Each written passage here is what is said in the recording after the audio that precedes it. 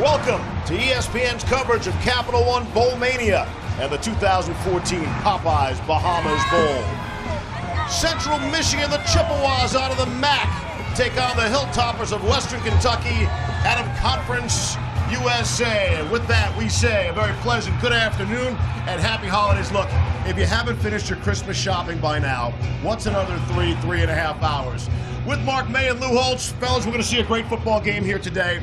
No one in the nation threw more touchdown passes than Brendan Dowdy this season. And Brandon Dowdy's done a terrific job under first-year coach Jeff Brom of picking up the offense. And what he's really done is he cut down on the turnovers. Last year he threw 14 interceptions. This year just 10 interceptions. But what's key, he's thrown 44 touchdown passes and over 4,400 yards in passing yards. And look at this comparison. He's got better statistics than a guy called Marcus Mariota that won the Heisman Trophy.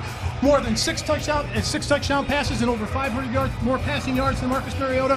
He can spin the magic bean. Keep an eye on him tonight. Does a terrific job of moving his feet around in the pocket and throwing the ball vertically. He gets the ball out of his hand in a hurry. Looking forward to seeing the passing attack and the total offense of Western Kentucky, 6th in offense in the country.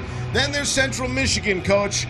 They go 3 tight ends, 2 backs. They actually huddle up. What a shame. Well, what's amazing, you have 2 great young coaches that know how to win, but they go about it completely different. You mentioned Western Michigan throws the ball over. I want to tell you, Central Michigan would make Woody Hayes proud, and it's 3 yards of cloud of dust. I mean, it's going to be a fantastic game between 2 different philosophies. A contrast in styles indeed. And it's history as well. Get ready for the inaugural Popeyes Bahamas Bowl. It's coming up next on ESPN.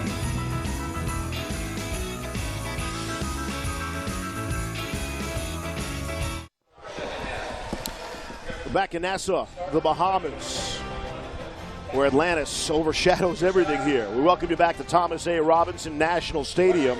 Central Michigan has a fine rushing attack, but it won't be on display today. Down to the field, 4th member of our crew. Here's Laura Rutledge. Thanks, Steve. And yeah, Central Michigan will be without their leading rusher, running back Thomas Rawls, today because he was being held out of the game due to an academic issue. And head coach Dan Enos wanted to make it clear that he feels this was not Rawls' fault. Rawls, in fact, came to Central Michigan after graduating from the University of Michigan in just 3 years. So we're hearing that running back Sailor Lavalley will get the start. He's a hard runner between the tackles. And then true freshman Devin Spalding will get the majority of the carries. He's good outside the tackles. Also, they have their 3rd down back, Martez Walker, who can catch the ball out of the backfield. Now, coaches tell us, Steve, no matter what happens, they're going to ride the hot hand. All 3 will play, and then whoever's feeling it will get the most carries. All right, Laura, we'll watch for that. Thank you. I thought what Coach Eno said about Rawls is just about the highest compliment a coach can give a player when he said, I'd let him watch my kids for the weekend. Well, you graduate from Michigan in 3 years. You aren't going to have academic problems. There had to be some foul up somewhere. I don't know where. He's a terrific young man. As we were talking, as you said, to Coach Enos, he let him watch his kids. But not only that, he's a leader on the team. He had a chance to address the team, and he let him do that before the team left for the Bahamas. All right, we're ready for football. Central Michigan defers Western Kentucky to receive. Ron Caluzzi will put it in the air. Kylan Towner and Willie McNeil are back deep. And we'll start with a touchback. And that's how we'll open up.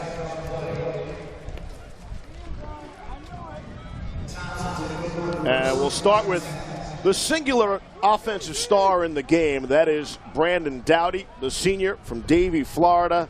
And those 44 touchdown passes this season to lead the country. And he's done a terrific job of picking up this offense and really moving it along because he had a different head coach last year. It was a different system. What they did is they made sure they could put him in a system that he could prosper in. And he's going to get rid of the ball in a hurry. All right, 1st down and 10. Opening at the 25. Leon Allen is their fine back. And that pass looked like it was batted down at the line of scrimmage. Blake Serpa, the junior out of Sugar Grove, Illinois, able to deflect the pass away to bring up 2nd down. When you throw the ball an awful lot, you don't like to see a 20-mile-an-hour wind, which is what Western Kentucky's headed into. The kicking game will be interesting because of that wind, Coach, and also short uprights here in the Bahamas. We'll watch for that. Now trying to create some space for himself and lofted it out, and it's caught. A fine catch by Leon Allen, their star running back, who's great in the running game and passing game. And what a fabulous job of concentration and coming down with the football by Leon Allen. Yes, he comes out of the backfield, but a one-handed stab, sticks it up there, brings it down to himself. He's got over 400 receiving yards on the season. Dowdy showing some good mobility there. Brings up a first down as they move the chains, and it's Allen this time showing off the legs. Kevin King brought him down. If there's one thing that Central Michigan must do is make Western Kentucky one-dimensional. Let them throw the ball, but don't let them make yardies running. Here's Allen again on 2nd and 7. He gets it out just about to the 40-yard line. Put him in a first third down situation. Western Kentucky converted 50% on third down this season. Allen, the lone setback, to the left of Dowdy. On 3rd and 4. He's looking that way and finds him and has the first down and just out across the midfield. Allen on the receiving end there. Tony Anise came up to make the stop, but it was too late after the gain of 9. Offensive coordinator Tyson Helton does a terrific job of coaching this quarterback and getting rid of the ball. I mentioned that earlier. It's important to get it out of his hands. He doesn't want to sit on the ball. He doesn't want to take sacks. He wants to move the football and move the chains. Right at midfield, Anthony Wales is checked in now for Western Kentucky. Off the play action. Looks like Dowdy wanted it deep and came down to Mitchell Henry. Could not come up with a catch. Henry, the best all-around tight end on the Hilltoppers. Ladies and gentlemen, one thing you want to be aware of. How many yards Western Kentucky makes after the catch. 3rd down and 6. The pass was completed behind the line of scrimmage. He ran 9 yards after he caught it. That is the key to Western Kentucky's success. Missed tackles talked about by both coaching staffs coming into this game. Wales still in there. Here's Dowdy out of the gun. This time we'll hand it to Wales up the middle. Little change of pace there. And he's inside the 45. Jared Chapman finally brought him down. Terrific job by the interior offensive line, particularly the left guard and center, of getting to the second level and getting movement on the defensive front of the Chippewas. 3rd down and 3. Against the Central Michigan defense, their opponents converted on 38% for the season. What's the right number there, guys? If you're an offense, 50%, take 50% for sure. Absolutely. Right. What's the defensive number? What's the right number? 30's great. 30's fantastic. All right, on 3rd and 3, here's Dowdy. They protect him well, and they swing it around to Jared Dangerfield, who is their 3rd down converter. He's their clutch receiver. He's got him another first down. You got to like Dangerfield. Here's a guy who's a junior college transfer, steps on campus in the spring, huge spring game, big physical wide receiver, 6'3", over 200 pounds, has 64 receptions on the season. When he catches the ball, coach, he knows what to do with it. No, once again, there's a 4-yard pass and a 14-yard run after the catch. And another fresh set of downs at the 25. Here's Dowdy. He'll check it down again. And it's Nicholas Norris on the receiving end of a very short gain, and he paid the price for it there. If Central Michigan cannot put pressure on the passer, it's going to be a long day. And not only that, going into the wind, they're using up the clock, Mark. 2nd down and 8 now. 2 receivers out to the left. Dowdy's looking that way the whole way and just snuck it through to Leon Allen. That was very nearly intercepted, if not bad, at least batted away. I think that ball went right through the defender's hands. That's how close it was. But what a terrific job of throwing the ball with accuracy where he wants to throw it. He looks to the right, throws to the left, right through the defender's fingertips for the reception and another first down.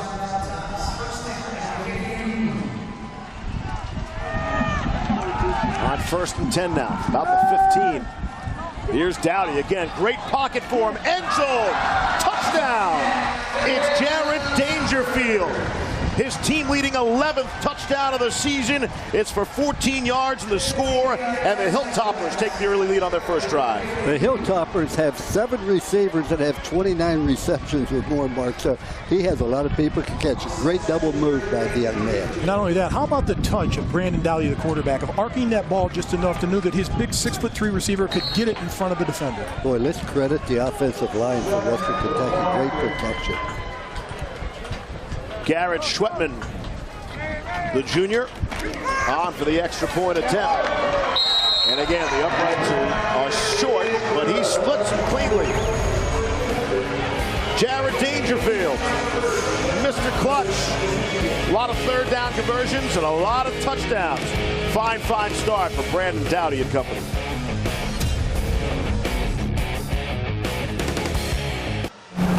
Hello, I'm Dick Lynch, Chief Brand Officer of Popeyes Louisiana Kitchen.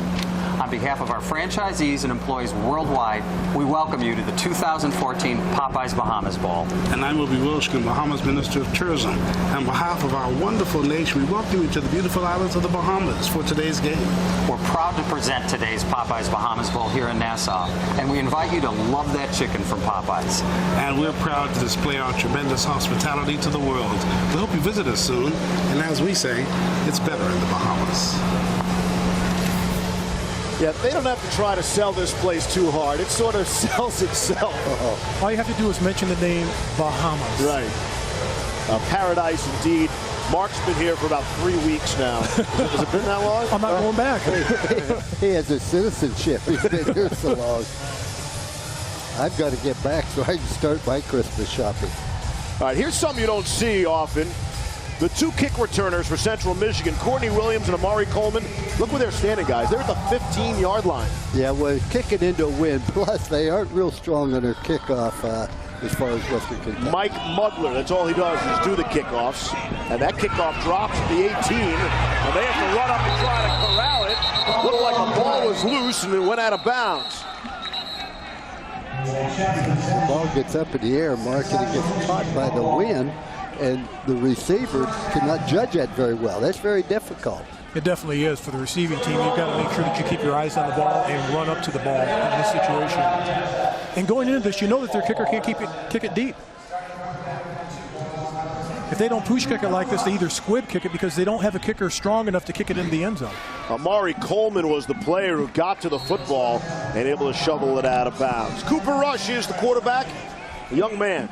A quiet young man. Sophomore out of Charlotte, Michigan. Dowdy gets off to the great start. 6 of 8 for 62 yards and a touchdown pass. We'll see if Cooper Rush can match him.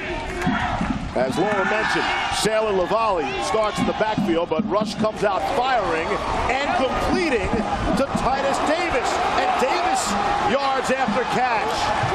Davis advances it all the way inside the 30 of Western Kentucky before Dijon Brown brought him down. It's a gain of 45 on the first play from scrimmage. Very well designed play-action pass. That's why Titus Davis is one of the best wide receivers in college football. He's the first player in FBS history to have 8 touchdown receptions in 4 consecutive years. And here, you can see he breaks away from the defender and picks up the extra yardage for the Chippewas. So that'll flip the field right away. Lavallee stays in there as the single setback. Here's Rush under center, and he'll hand it off to Lavallee. And he finds a seam up the middle, and he's very close to another first down. The offensive line has 142 starts among them. And not only that, Central Michigan, Mark, returns 20 starters from last year's team. Dan Enos has done a terrific job. He recruits a lot in the state of Michigan. He keeps a lot of homegrown talent there. A lot of big homegrown talent. Big lineman. Big lineman is right. 2nd and 2, they'll call it, from at the 22-yard line. Here's Rush looking to throw for it. End zone, got a man. Was he in bounds? Wow. Yes, touchdown. It's Titus Davis. Well, let's see now.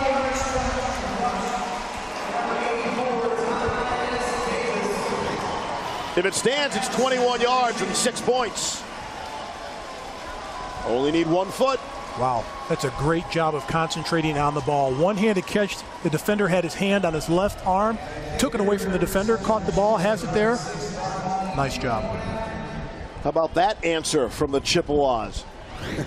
The play-action passing. Notice that Western Kentucky drops back, not Central Michigan. All play action. Brian Evie pumps it through. And that's the kind of of college football we like to see. 2 series, 2 touchdowns. And receiver Titus Davis is one of the best in the country and probably the best receiver in the MAC. He's done a terrific job throughout his career. That's his 56th reception. That's his 10th touchdown reception. And the way that he catches the ball and advances it all the time, he's got a future at the next level. Well, Central Michigan, we showed you the weather forecast for today. This is how Central Michigan told their players which bowl they were going to. They put this on the screen. You can see on the left, that's the players' reaction. Here's the big dramatic countdown. And when it's revealed that it would in fact be the Popeyes Bahamas Bowl, check out the reaction from the guys. Oh, that's great. That's what college football's all about. That's awesome. That was nothing to how I celebrated when I found out I was doing the game. More excited they were. As you see, we're making some history here as well, dating back to 1937, the Bacardi Bowl in Havana. All right, with the way things are changing now, maybe there'll be another bowl game there soon, too. What a start to this one, and that video from that went viral on Twitter. I mean, it just exploded all over the place. Great reaction. With all due respect to playing a bowl game in Detroit, yes, this time of year. But this is a great experience for these kids. A lot of these kids have never traveled outside of the country, maybe never will again, and this is an opportunity to visit a different country and a different culture and do some things that they never thought they'd imagine that they would do in their lifetime. Just getting a passport's different. That's 35, I think, for I learned what a passport was. Hey, you get a charge with that first stamp in your passport. Oh, boy. That's a big deal. That's a thrill.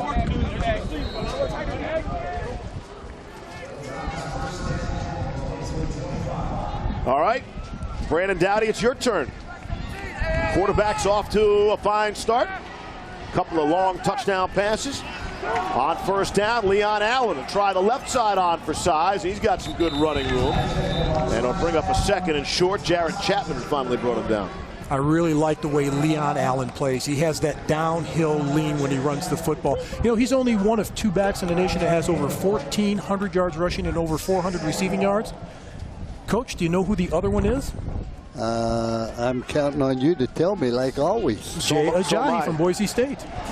On 2nd and 1, that just went off the hands of Antwain Grant. Antwain, who goes by Twain, had missed the last 3 games coming off a high ankle sprain. They weren't sure if he's going to be able to go, and he couldn't hang on to that. Would have had the first down. Have you ever had a back that you've coached that's been that productive, that type of back that can catch the ball and run with it? Oh, absolutely. Absolutely. Here's 3rd down and 1. They keep it on the ground. Allen's got the 1 and then a whole lot more across midfield. And finally brought down at the 37-yard line. Anise got there, but not in enough time. Another big-time run by Allen, Coach. Big-time run there. But a missed tackle. And what's happening is they want to run the ball to slow down the pass rush for Central Michigan. Anthony Wales checks in. He'll give Allen a breather. Here's Dowdy. Move the pocket, slide it to the right, throw on the run. And that pass is caught, completed. It's Nicholas Norris who comes up with his 2nd catch of the afternoon. Talking to head coach Jeff Brom and offensive coordinator Tyson Helton yesterday, they worked on his confidence. Not only that, and his footwork. They know that he's not going to run a 4.740 or 4.640, but he's able to move the pocket. And once he moves the pocket, he's accurate throwing the football downfield. Go 2 backs now, and we see Dowdy under center. And he'll flip it to Wales. Able to turn the corner. Got plenty of real grass in front of him. And he's slammed out by Jason Wilson, I beg your pardon, at the 12-yard line. Put a good lick on him. There you see, notice how many missed tackles you have in a bowl game because you're not used to tackling with each other. Both coaches talked about the importance of tackling. Maybe should have talked a little bit more. To the players. They told us about it. Tackle a little bit more. Hey, guys, here's Dowdy. Look at this pocket. Look at this protection. And throws underneath to Joel German. And German is in for the touchdown. Was somebody mentioning something about yards after catch and yards after contact? Nobody beats you throwing and catching. They beat you because they run after. But I tell you, Dowdy, I saw him against Marshall. 59 points in 60 minutes regular season. He's just had a fantastic year. And that was Joe Tumpkin's big concern, the defensive coordinator for the Chippewas. He said, got to prevent the yards after the catch. And he's having a nightmare start, his defensive unit here. Schwetman back on for the extra point. A couple of long scoring drives for Western Kentucky. And the extra point is good. We haven't even played, wow, just over around 7 minutes played. We got 3 touchdowns already. Sure do. At the Popeyes Bahamas Bowl. Come on back for some more scoring.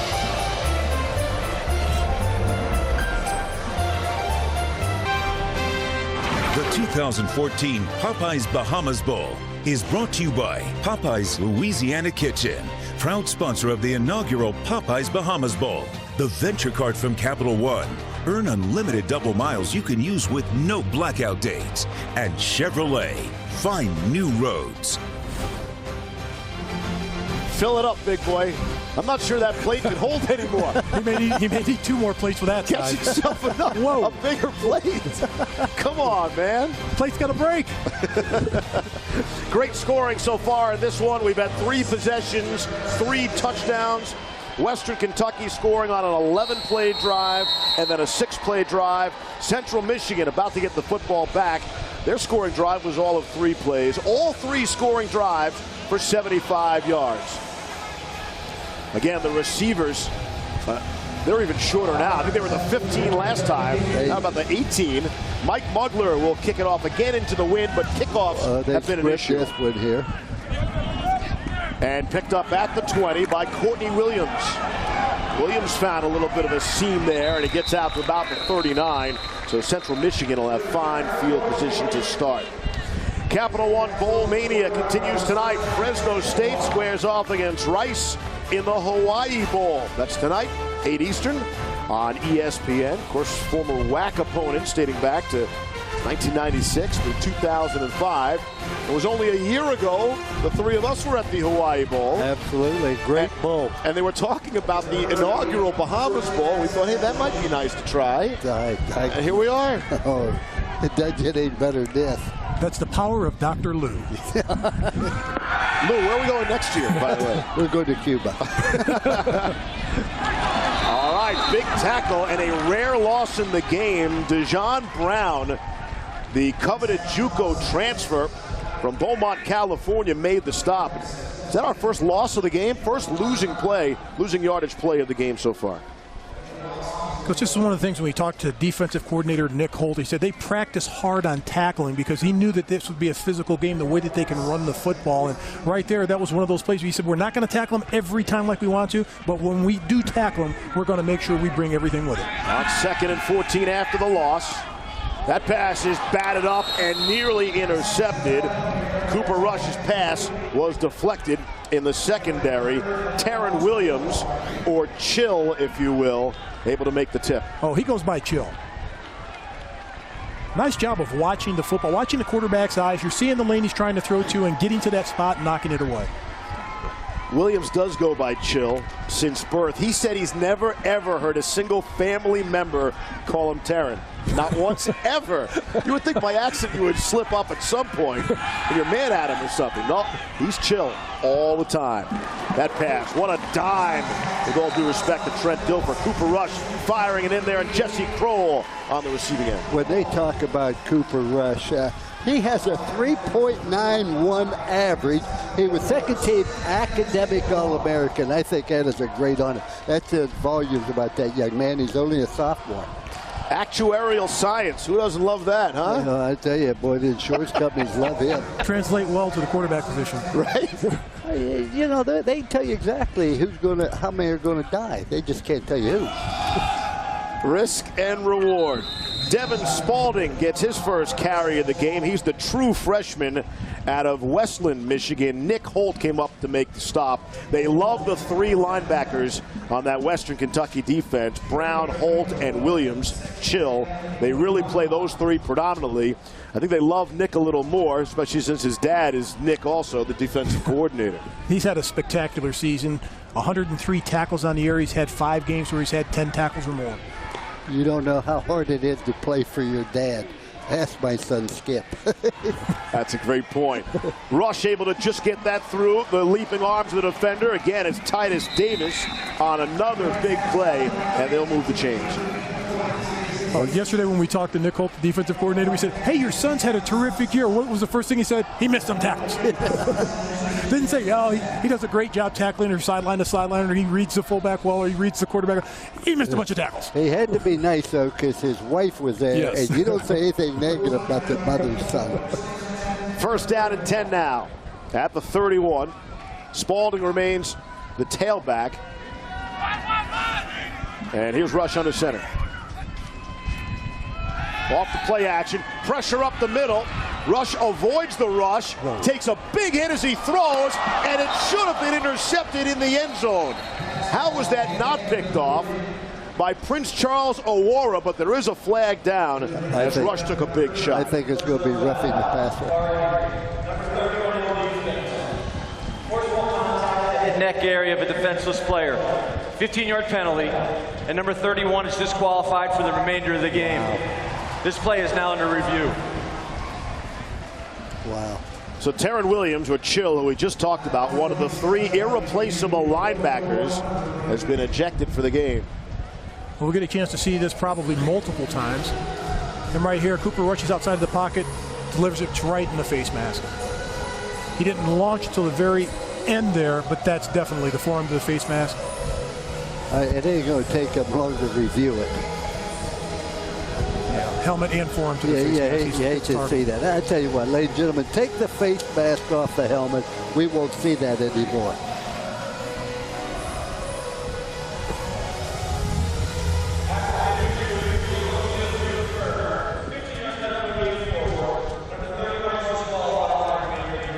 He's got to leave the field now. And Williams is a senior, guys. And that's so unfortunate for a player like that, a senior coming over here, bowl game, the end of your career, the last game you're going to play as a collegiate player for Western Kentucky University, in the first quarter to have something like that happen. You've got to be mentally more in the game and more responsible at that point. Life is a matter of choices. When you choose to launch, you're choosing not to play.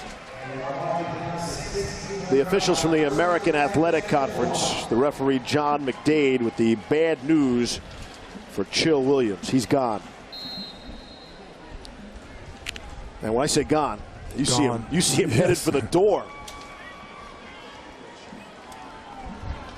Lavalley is the setback. Joe Bocci is the fullback. And they hand it off to Lavalley, the second man through. So Rush appears to be okay after taking the big shot up high. What has really surprised me so far is Western Kentucky is controlling the line of scrimmage against that veteran offensive line. And Central Michigan has got to rely on movement up front, and they aren't getting it, Mark. They need to concentrate on running the ball more and trying to wear them down. They've thrown the ball a lot early in this first quarter. Chippewas have started the same 5 players on the offensive line all season. That is a rarity at any level in football these days. Rush takes a hit again and is intercepted. A juggling pass intercepted Cam Thomas, and he's going to run it out of the end zone. So Rush, who should have been intercepted when he was belted on the ejection, that wouldn't have counted anyway. This one does count. But watch, he catches a deflection. It isn't a clear interception. Looks like Leston got his hands on it first, and then Thomas gets the pick.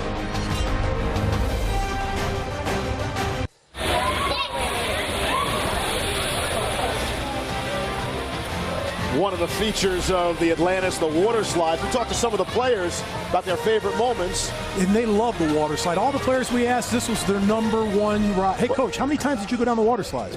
Yeah, hell, I ain't going to go down the first time, next time. Did you try the Abyss, right? That's the one I love, right? He was afraid of that one.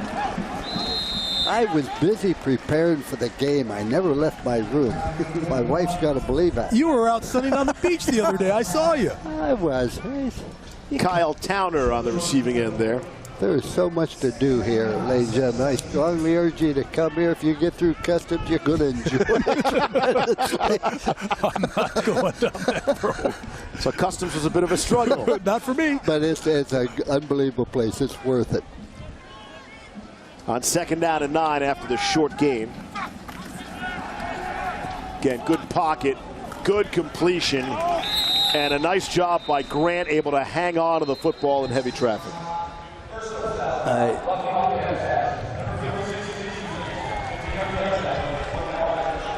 And our second roughing the passer call of the game. Well, you don't get pressure on him, and you get frustrated when you get there, and you don't make a good choice. And it's tough to get to quarterback Brandon Dowdy because he gets rid of the ball so fast and he'll move the pocket around. He's got great feet, and he's got receivers that catch the ball, and they're deep at the receiver position of guys that can get the ball. Jeff Brom and his staff have done a great job with this offense, averaging 44 points a game.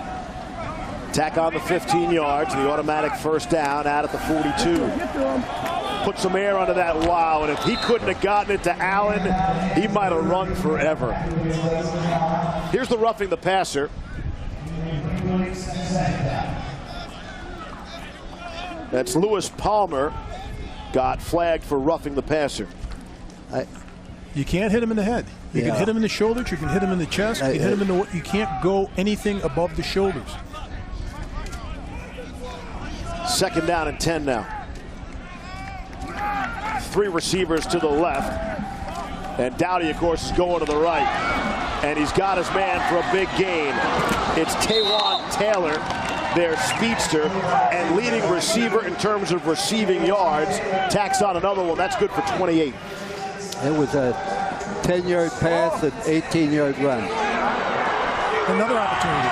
They've got to make the tackle on the first defender. If you don't, these receivers will spin out of that. They're strong enough and get the additional yardage.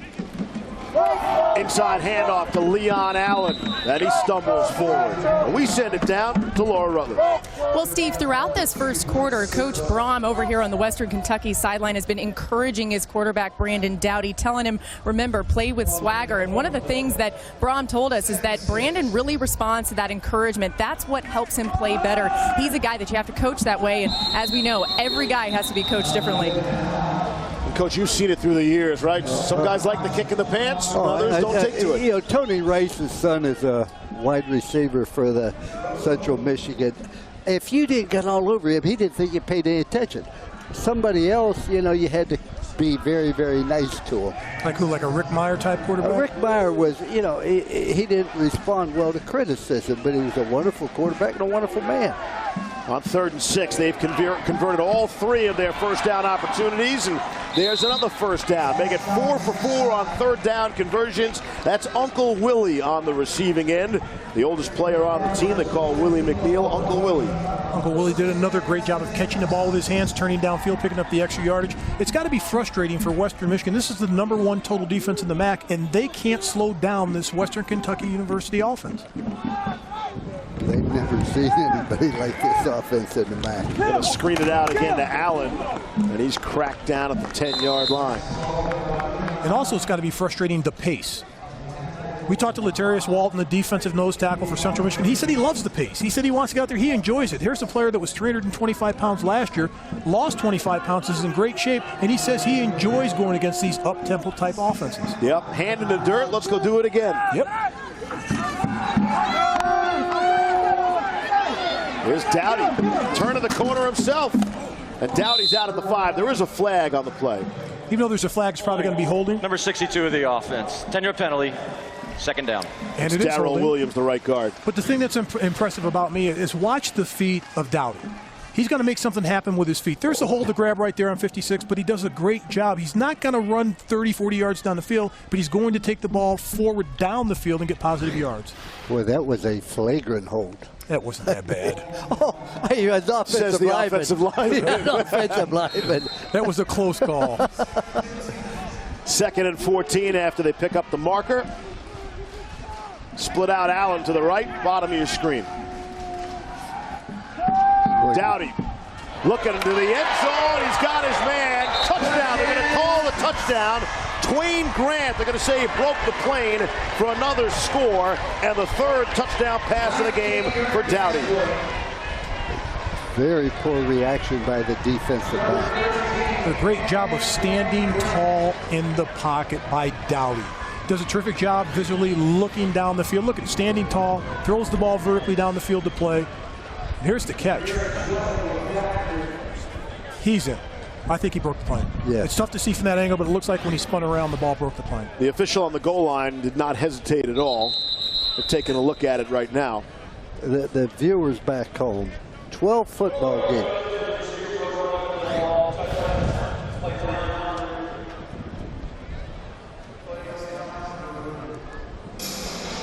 Right there from that angle, it's hard, but watch where the ball is, where the ball breaks the plane. And he's on the sidelines. He calls it a touchdown. It's going to be tough to overturn. Yeah. My feelings is, hey, give it to him anyway. They're going to get it first down. Let's move on. Okay. Well, I'm sure you did that when you were a coach. Oh, that's all right. First and goal on the 1 foot yard. Just give it to him. They're going to make it anyway. Let's move on. How was the instant replay system when you were coaching, Coach? On my film, when I looked at the film on Monday. And I'll tell you what, you found them made more mistakes. And the commissioner would say, we apologize, but you can't say anything and we're going to fine you. And folks, you at home are seeing what they're seeing in the replay booth as well. And it will stand. The call on the field, the initial call was touchdown, and it will stand. Dowdy has 3 touchdown passes. 12 games. 11 of the games, they scored a minimum of 34 points. I mean, unbelievably consistent. Dowdy stays on the field. Here's the holder for the extra point as well. And Garrett Schwetmunk boots it through. Well, we've got 4 touchdowns in the game, 2 roughing the passers, 1 ejection. Come on back, 30-second break here.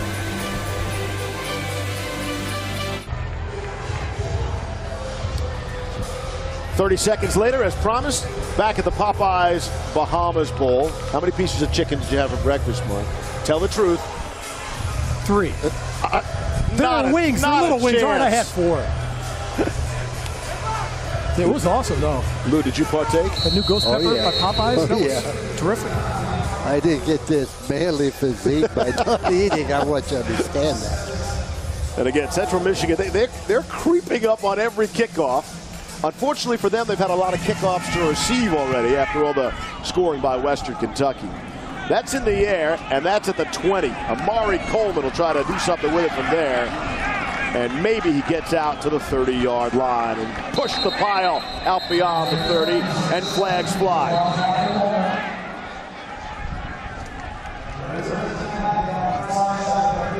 See some chippiness in the game. A little bit.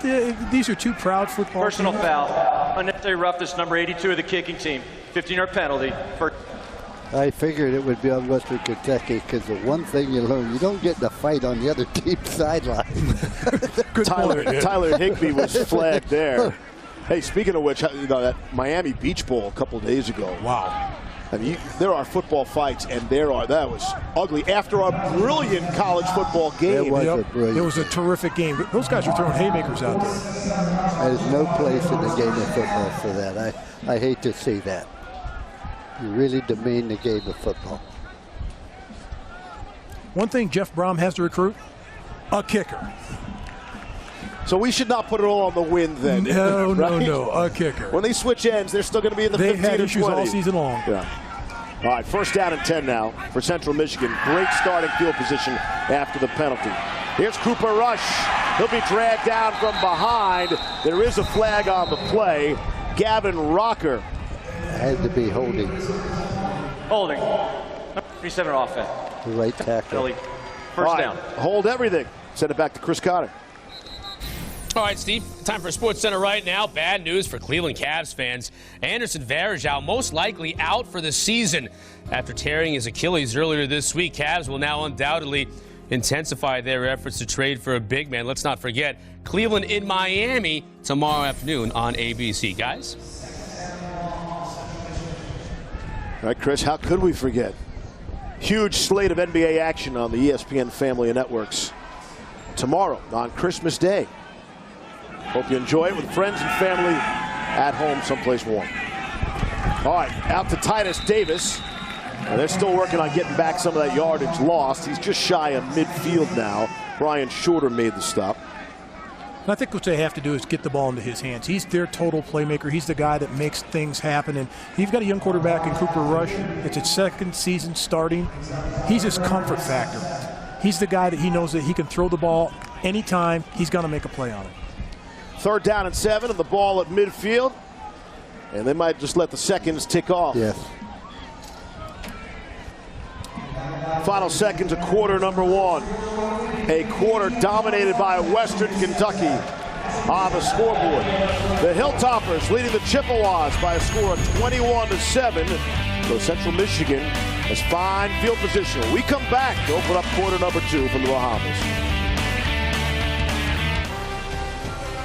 Welcome back, everyone, to ESPN's coverage of Capital One Bowl Mania and the 2014 Popeyes Bahamas Bowl. What a first quarter it was. Keep in mind, the Chippewas allowed 36 first quarter points all season in the first 12 games.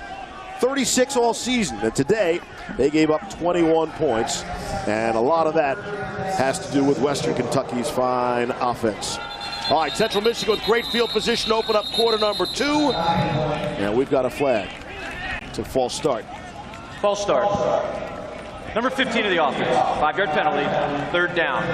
For the game clock operator, please put 15 minutes on the game clock. 1500. Thank you. And a polite officiating staff as well. Wouldn't you be if you were in Nassau? Absolutely. Everybody's happy yes, here, right? Everybody's in a great mood. Right? What's not to like? Everything's better in the Bahamas, I always say. On 3rd down and 12 now. Push back to the 45. Here's Rush. Good protection. And throws it and completes it for the 1st down. Dion Butler. Making the big play. Terrific job by Dion Butler, making the amends for the penalty, the illegal motion penalty. Terrific job of catching the football and turning it downfield. Great job by the offensive line, making a cut for the quarterback coach. Most impressive thing about Dion Butler, he has won 11 All-State Good Works team, which means he's done so much for the community. Congratulations, that young man. Big grab for the senior from Detroit, Michigan. Gets the 1st down and fresh set coming up. Quick screen out to Sailor Lavallee, and Cam Thomas was a little quicker to knock it away. Cam was coming with some mean intentions there on that play. That was a good job of identifying the play and attacking the wide receiver.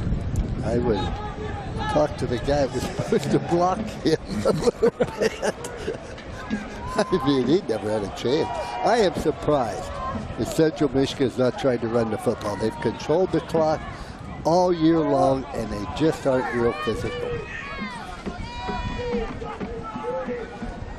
Rush under center, and he'll throw again. They set up the screen nicely. Some blocking in front for Lavallee. And it looks like he just came up short of the 1st down marker. Deshaun Bertram made the tackle. That's a good call by offensive coordinator Morris Watts. They've had a tough time moving the ball a little bit in this game. Now just dump it off. You've got a great offensive line that's experienced, that can run block, that can get in the open field and make blocks. That's a good call right there. 3rd down and 1. Two outstanding young coaches. I was very impressed with both of them. Their demeanor, and they're definitely players' coaches. Stock up for both of those coaches. Yeah, I was never accused of being a player's coach. Bocci, the fullback, was in there. You thought to get the 1 yard. Instead, they try to go to Courtney Williams, and he can't bring it down. Wonderful Terry, and that's his name on the birth certificate. Wonderful Terry, able to knock it away. Terrific job of taking your arm, putting it around the wide receiver, and knocking the ball down. That was wonderful. 4th and 1, going to go for it at the 19. They have to go for it, but boy, I tell you what, when you're a team that runs the ball and you throw it on 3rd and 1, those linemen are going to say, what in the world is going on? Brian Evie is the kicker. He attempted just 9 field goals all season long. He's dead into the wind. Double tight end to the right. They're going to run that way. Lavallee, did he get there? No. He didn't get it. Nick Holt met him at the line of scrimmage. Now I understand why they threw it on 3rd and 1. Because 4th and 1 wasn't much better. Oh. What a great stop by Nick Holt. We talked about him being the coach's son. He's one of the guys on defense that gets everybody lined up and calls the play. But he can go sideline to sideline and make plays, and he can just run right up the middle. And he's going to see the offensive line pull from the backside of the power and do a terrific job of just stuffing the back before he can get to great job of first pads down out. You know, nice job of leverage by Holt. WKU Hilltoppers have given up a total of 39.2 points per ball game. But I felt their defense would be vastly improved because they had lost 8 starters last year, and they're just starting to mature now. And we thought Central Michigan's one of their advantages, and they don't have a lot in the game, would be on that offensive line. But 3rd and 1, 4th and 1, they can't get there. And they turn it over on downs, and Dowdy will look to take advantage. And Lofton hits the sideline. How about that, Coach? You'd like that out of your offense. 3 drives, 3 touchdowns, almost 230 yards. Yeah, I definitely on that. I always said to our coaches, when we score 35 points on offense, I don't expect to win a close game. Defense is where I would be upset in all phases with Central Michigan. Sorry, Lou, the other number is 60% of their yards have come after that catch, which we've harped on already. Yeah. So. How about 10 plays over 10 yards? Being great on 3rd down conversions. Allen is dropped for a loss by Justin Cherokee, the top tackler on the Chippewas defense. Maybe the Chippewas are starting to feel it. That's a couple of plays back-to-back that they put together against this Western Kentucky University offense. WKU's done a great job of moving the ball, as we just saw. Let's see what happens on 3rd down if they can protect Dowdy. But the only way you can defend Western Kentucky is to keep them on the bench by controlling the football. And that's up to your offensive line, and that's not happening right now, Mark. Until that does, they aren't going to win. There's 3rd and 12. Dowdy steps up to avoid the rush. Throws in a brilliant catch at the 40-yard line by Willie McNeil. McNeil has the first down and plenty more out to the 46. It's a gain of 27. What a terrific job by McNeil snatching this ball out. Looks at the deep cross, Coach. They call this dagger. He goes up and gets it right there.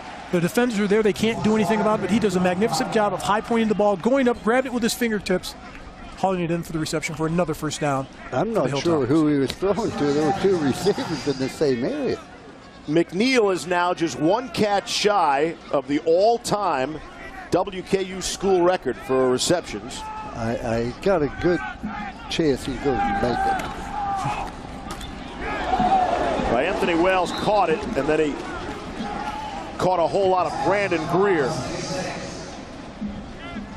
I'm impressed by the Hilltoppers' offensive line. They've done a terrific. They've given up 19 sacks on the season, but in this game they've done a terrific job of protecting their quarterback. They've done a great job. Let's remember, WKU's only been in one other bowl game, and that was against Central Michigan. They lost 24-21. A little different today. That was a couple of years ago. Lots of running room for Nicholas Norris. Norris is finally dropped inside the 30-yard line by Dennis Naylor, but not until he had 23 on the pitch and catch. Great blocking by the receivers downfield. They aren't very big, Mark, but they are physical. They know how to get downfield. Plus, the offensive line did a terrific job of getting out and blocking down the field. On 1st down and 10. Western Kentucky looking to add to the lead. Pump fake to the left, and it should have been a touchdown in the middle of the end zone. McNeil, who would have had the school record there, can't hang on. Coach, you can't draw this up on a wetboard any better than this. This is what you want your quarterback to do. Brandon Dowdy does a great job with the pump fake, puts the ball on the money. That's a perfect pass. That's got to be caught for a touchdown. Get that ball back, D. Wide open. Great route, great protection, great pump fake, great throw. Terrible catch. McNeil will try to shake that off. I got a feeling they'll go back to him on 2nd down and 10. And that's overthrowing everyone. Got some pressure from Jabari Dean.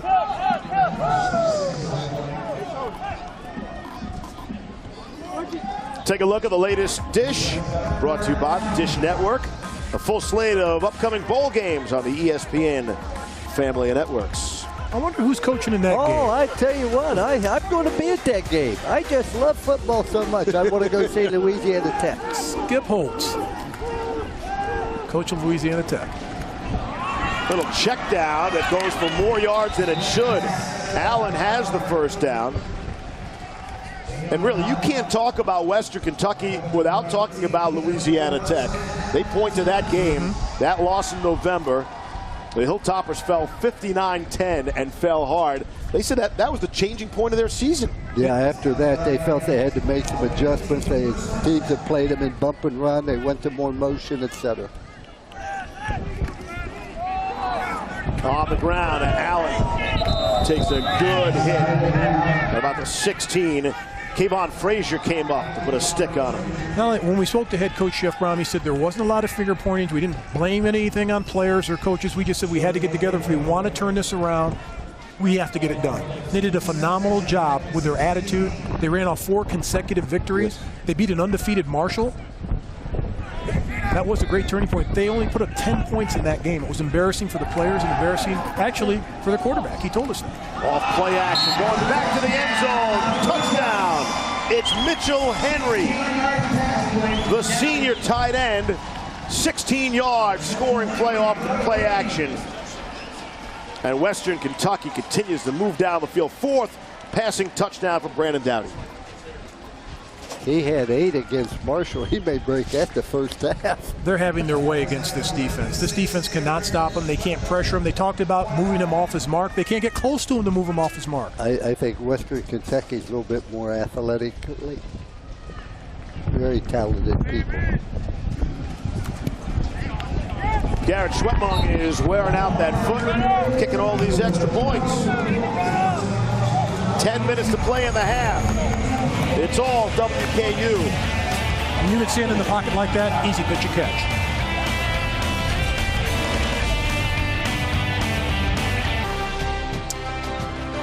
With Lou Holtz, Mark May, Laura Rutledge, and our outstanding ESPN crew. Steve Levy wishing you happy holidays. Glad you could be with us on this Christmas Eve day from Nassau in the Bahamas. And certainly WKU is enjoying their time so far. We've still got 10 minutes to play in the first half, and it's 28-7 in favor of the Hilltoppers. That shows you how strong the wind is. Wind behind. Yeah. Amari Coleman try to give some field position to the Chippewas. The offensive statistics are eye-popping for the Hilltoppers, especially these 2 players. How about that, Coach? The first team in FBS history to do this. Over 4,500 yards passing and 1,500 yards rushing. Both of these young men obviously have had a terrific year, but I think a lot of that has to do with the change in the coaching staff. Oh, there's no doubt about it. And Jeff Brom, the players just absolutely love him. And he has this style offense. He's his own man. And this is his first year as head coach, and I congratulate him. They just keep on scoring. In their last game, it was just over a month ago, they put up 67 points in overtime in that win at then number 19 unbeaten Marshall. And so they're on their way to a big number here today with 28 already on the scoreboard as the Chippewas try to stay close. Dion Butler on the grab, his second of the game. We send it down to Laura. Well, Steve, Central Michigan quarterback Cooper Rush is certainly a man of few words. He's been walking up and down the sideline, shaking his head. Anytime he's off the field, he hasn't sat down. And I heard from coaches that he's very critical of himself. He can be a perfectionist at times. I mean, makes sense. He has a 3.91 GPA, but sometimes that can get in his way. So coaches trying to keep him positive, remind him there's still a lot more game to be played. All right, Laura, thank you. Hand off to Devin Spalding. And there's not much there. Laura, how about the conditions on the field down there today? It's a little warm down here, and I think it's affecting the Central Michigan sideline a little more than Western Kentucky. Central Michigan athletic trainers have a sponge that they're soaking in cool water, and they're squeezing it down guys' jerseys, but just trying to keep everyone hydrated down here because it's definitely warm. Let me tell you something, Laura. When you're up 27-7, that heat ain't going to bother you at all. It does if you're behind. At least half the distance to the goal line. Second down. I think that's our 4th personal foul in the game. And we're not even at halftime yet. I think that's a lot of frustration, particularly by Central Michigan. This is a defense, they've got a lot of pride. They've got a terrific defensive coordinator in Joe Tumpkin. And they're number one in the MAC. They're not used to this happening to them. Now, this is a team they know how to win. They know how to play hard. They're a very physical football team. And Western Michigan University, the Hilltoppers are doing a fantastic job not only throwing the ball, but also running the ball. And stopping the run. I mean, they have done a tremendous job in that area. 3rd and 18 after the penalty, pushes them all the way back to the 13-yard line. And Rush sliding to the right, to the left. Now he'll step up. Bought himself some extra time. Wants to go down the field and across the middle. Flag comes late. Anthony Rice, Tony's kid, was looking for the penalty, and he got it. Marcus Ward on the coverage. He'll be flagged.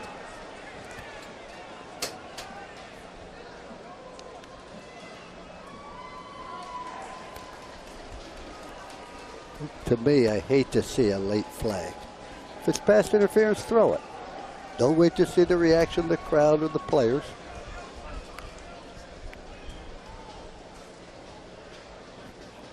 Pass interference, number 28 of the defense. Penalty includes an automatic first down.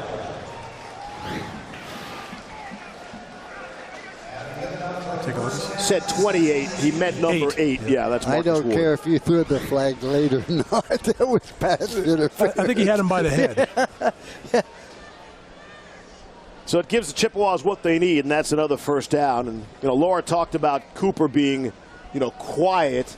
You always wonder about, you can have quiet leadership, but we're so used to seeing quarterbacks firing their guys up and yelling at their teammates, trying to get them going. You just wonder how successful you can be without doing that kind of thing. Well, he's a leader by working hard, showing his teammates how to do things and do them the right way. And the guy wouldn't say 2 words if he had a mouthful. We talked to his offensive coordinator, we talked to his head coach and some of his teammates, but he's one of those type of guys that when they get on him as a coaching staff, he goes out and performs well. And when you do that, that's you're a leader by an example.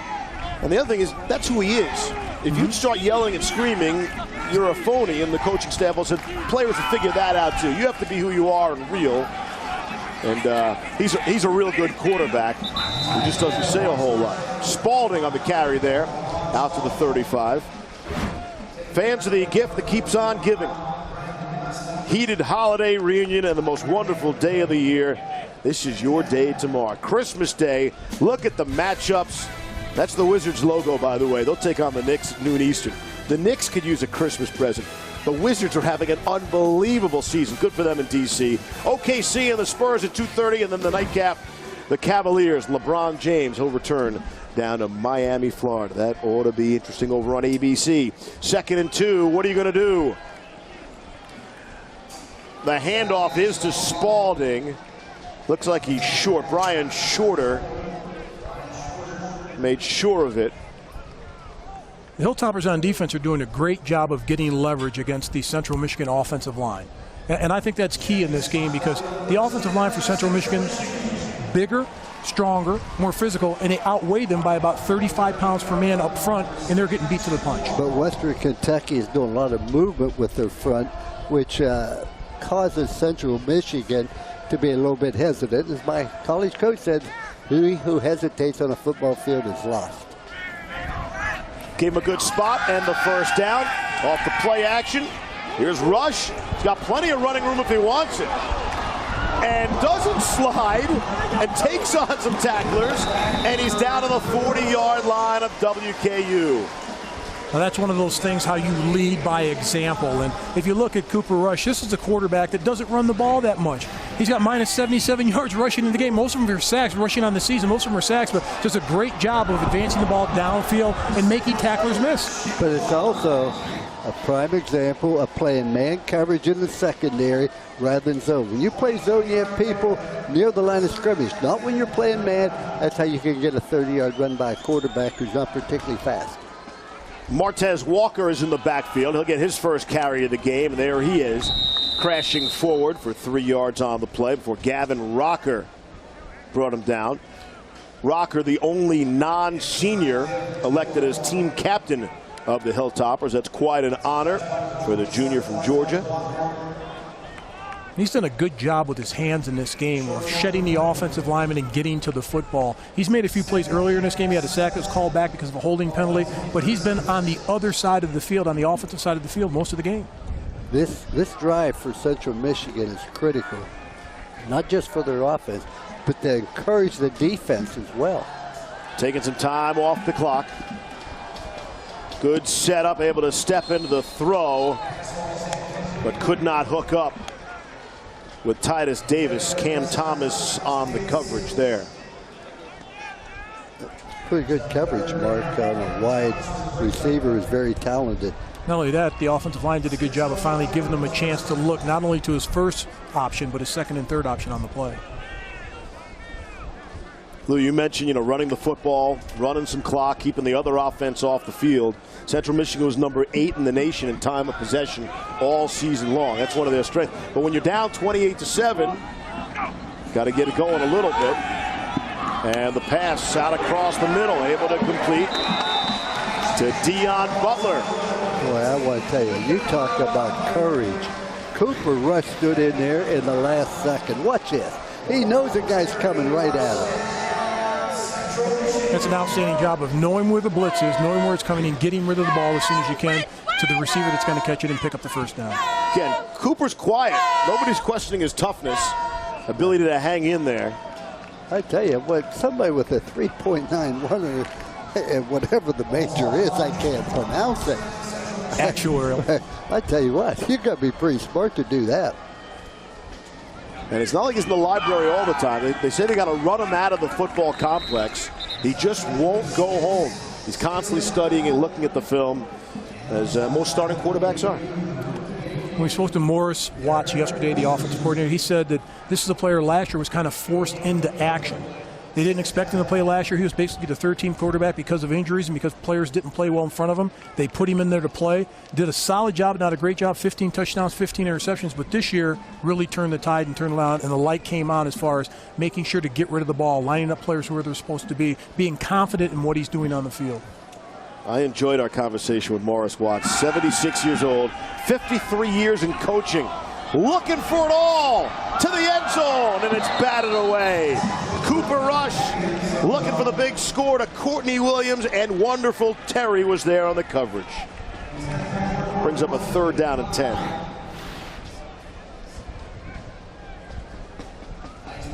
Underthrown a little bit, but I think the wind's got a factor down there at that end. It's really windy down there. It's a strong wind. I'd say it's a 2-club wind.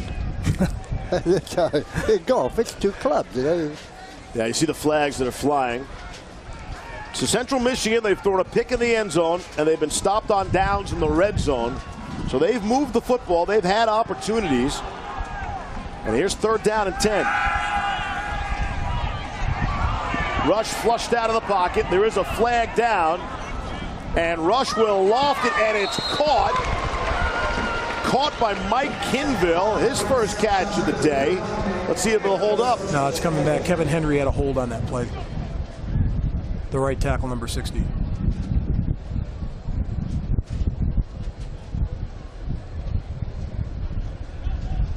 One thing is, when you're going down on the ground, you've got to let go. Holding. Number 60 of the offense. Right 10-yard penalty. You got to let go. 3rd down. That's one thing as an offensive lineman. Once he's by you and you're going down, you've got to let go of that lock. But that usually happens because you don't have a good base. You don't have your feet under you. And that's a killer penalty, right? It is. And they did so many nice things there. Rush bought so much that extra time there. They really need to score here. Moving the ball, chewing up the clock, keeping your defense off the field so you can keep them fresh, and picking up the big first down there. Yeah. 3rd and 20 from the 36-yard line. And this might as well be 4-down territory, too, because they're not going to kick a field goal here. What you say is throw the pass interference play. That's the best hope you had. Can we get pass interference call here? Oh, they're not even close there. Way offside was Titus Davis. 3rd down. You've got to keep your composure now. Now they're getting frustrated because this is a team that's used to doing things the right way. They get penalties back-to-back like this. Coach, this is nothing but keeping your concentration. Focus on what you're supposed to do at the point when you're supposed to do it. Boy, it's so hard though, Mark, when you go to a bowl game, you come to a place like the Bahamas, you're having so much fun, and then to stay focused during the game. It's not real easy. 3rd and 25. What are you going to do? They isn't going to run that far because they were playing zone. When you're playing zone, all of a sudden you have people in a position to make a tackle. Penalties just breaking the back of the Chippewas, especially on this drive. This is a team that's a smart team around the football on both sides. They don't get a lot of penalties. They do a great job of coaching at Central Michigan. So 4th and 15 at the 30 of WKU, and they're going to go. And this might not be indicative of the score. They might have gone anyway. It was 14-7. Because of the wind. Here they come with the blitz. Blitzing from the outside. Rush steps up and throws it. It's caught. Touchdown. Courtney Williams. On 4th and 15, they go for it. It's a 30-yard touchdown, and it keeps the Chippewas in the game. The one thing they said about just how accurate this young man is and how much poise he has. Not only that, what a fabulous job of one reading the blitz, the offensive line picking it up, giving them time to step up in the pocket clean, throw the ball vertically downfield to complete it for the touchdown.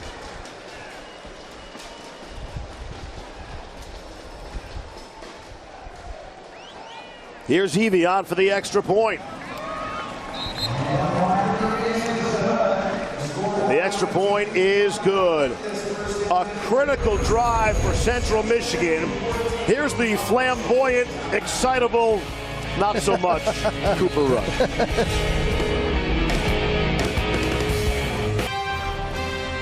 The 2014 Popeyes Bahamas Bowl is brought to you by Ultra HD from Vizio. Nothing is more captivating.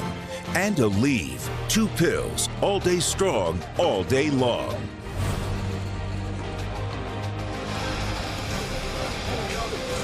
Central Michigan had more than 55 players, coaches, and cheerleaders visit the Ranfurly Home for Children in Nassau. Dan Enos told us, he said, hey, you know, we got 4 or 5 guys to go to something. 55 guys showed up to give back on this business trip. Interesting to see. The last 2 times he's kicked the ball out of the end zone. Now he's kicking off into the wind. All right, kicking off into the wind for the first time. And it's at the 10, Willie McNeil. And McNeil has it out. Chris Cotter in studio. Trevor Matich is going to join me coming up for the halftime report. We'll take a quick look back at last night's big win for Navy in their bowl game. We'll look ahead to the 3 bowl games on Friday, where defense may also be optional. And bad news for the Cavaliers on the eve of LeBron's return to Miami. That's coming up at the half, guys.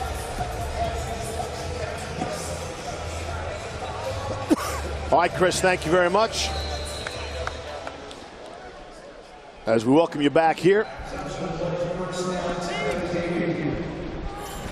And WKU trying to get it going and add to their lead. Little trickeration in the backfield. Taywan Taylor, the speedster, winds up with it and scampers down the near sideline for a first down. He's shy of the 45-yard line. There should have been a 5-yard loss, but the elusiveness of the receivers for Western Kentucky is very impressive. Keeping that Chippewas defense guessing. All half long. 2.5 to play in the half. And off the delayed handoff to Leon Allen. Allen came in, ranked 4th in the country in yards from scrimmage. Dual purpose threat there. We have not had a fumble, and we've only had 1 turnover, an interception. That's impressive. Particularly in the bowl game, because players have had a couple of weeks off now. They did get their extra practices in, but usually guys are a little stale when they come to the game. They're trying to knock the rust off. But usually you're going to see some fumbles. Football's so important. You know, they named the game after it. Oh. Dowdy able to go sideline to Willie McNeil for the touchdown. With all sorts of time, that's good for 55 yards, and for Willie McNeil, able to make the big play and get the all-time school receptions record in the process. Not only that, Brandon Doughty just makes it look so easy in the pocket. The defender slips on this, but it's a great pitch and catch to Willie McNeil. But I've been so impressed with Brandon Doughty thus far in this game. Oh, nothing really upsets him in the pocket. Nothing distracts him in the pocket. He just stands tall all day long. He knows where he's going. He's got a very strong arm. He's exceptionally accurate. The extra point on the way. Good thing Western Kentucky did play a poor defense in the MAC. Brandon Doughty, that's his 5th touchdown pass of the afternoon. And we're not even at halftime.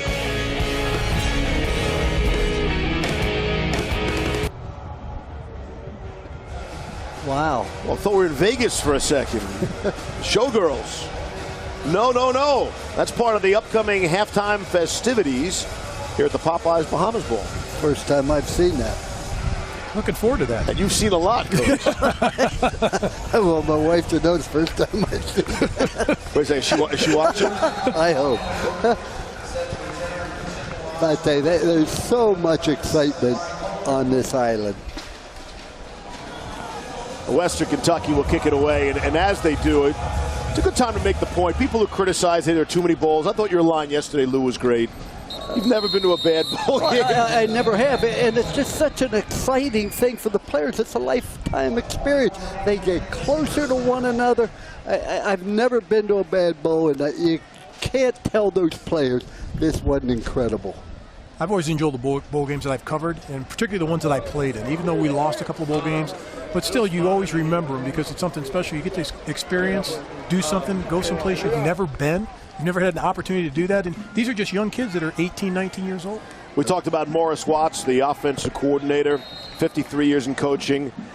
You know, been to a lot of games, a lot of bowls. So what's your record in bowls? Just 11-3. I mean, he knew it right off the top of his head. Didn't hesitate at all. 14 bowls, he knew the exact record. What's your record in bowls? I don't know, but I think I've been to over 30. Probably 30-0 then, would be my guess. No. You lost a few? Oh, yeah.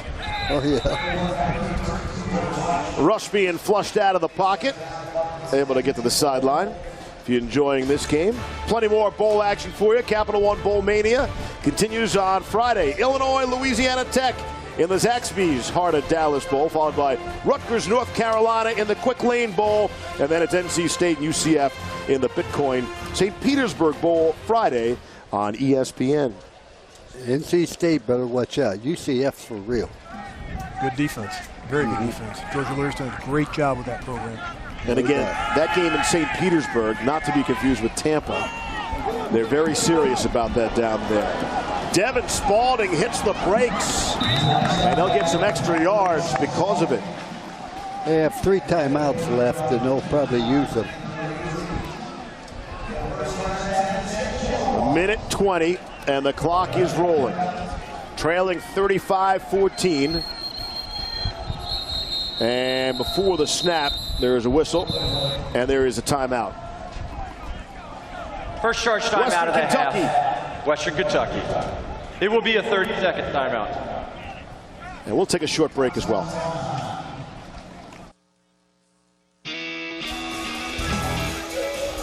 Gotta be careful swimming in the pool at the Atlantis. Because, oh wait, that's not the pool. No. Dinner is served. Nice. So Western Kentucky took that timeout on defense. A minute 12 is put back on the clock. Here's 1st and 10 now for Rush. Good pocket for him, going for the sideline, and unable to connect with Titus Davis. That would have been a tough pitch and catch anyway for Cooper Rush. There are 3 defenders right in the area.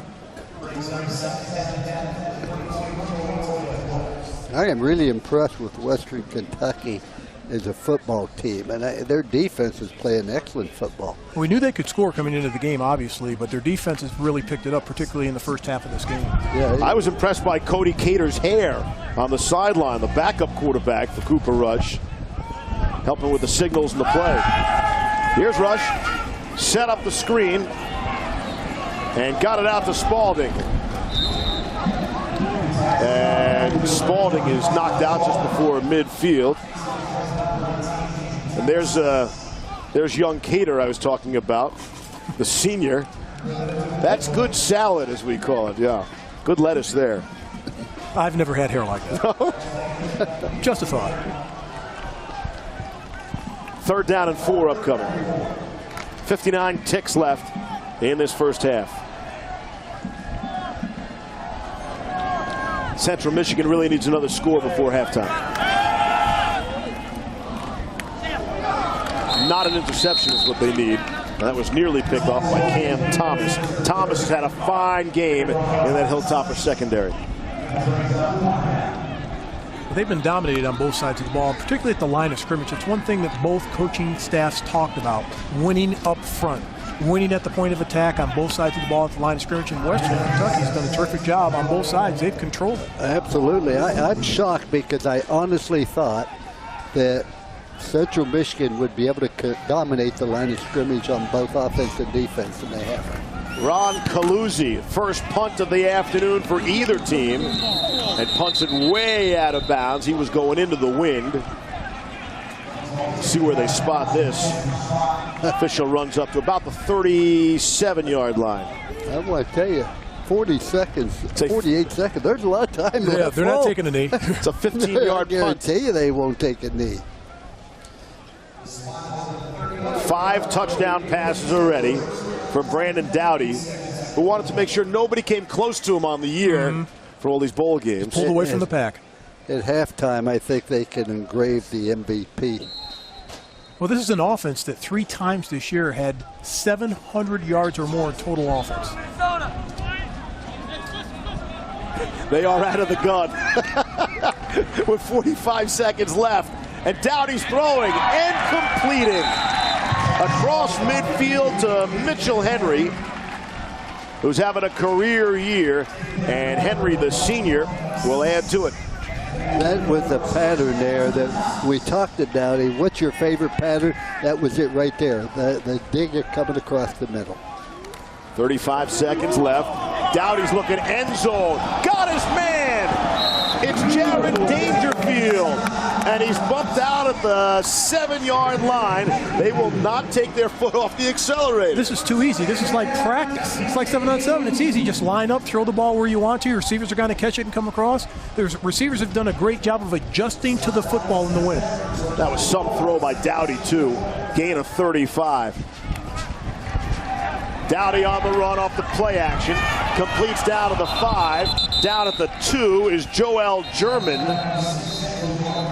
And they'll stop Second charge time out of the half. 21 seconds Kentucky. left. There will be a timeout.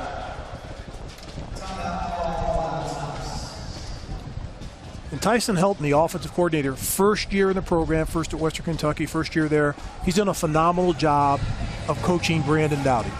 And we talk about Jeff Braun. He's like the quarterback whisperer because he's been around. He's played in the NFL. He's coached for a long time. He knows the quarterback position extremely well. But I think the two of them together work extremely well in developing quarterbacks. They really do. And both head coaches call the plays themselves from the sideline. That's not easy. 18 plays of 10 yards or more in this game already for Western Kentucky. They're just a machine, an offensive juggernaut. And Western Kentucky's had 1 play in the game. Think about all the snaps they've had. They've had 1 negative play. And even that negative play was a whole -1 yard. That's operating offensively and efficiently up front. All right, 1 timeout left. They've clearly shown they're going end zone. 21 seconds left. Here's 2nd and goal. Dowdy gets the defender in the air and then throws, and it couldn't be brought down that time in the hands of Dangerfield. But even though that's an incompleted pass, what a terrific job by Dowdy of using his feet. He's not going to run all the way across the field, but he's going to do a great job of making defenders miss and moving the pocket.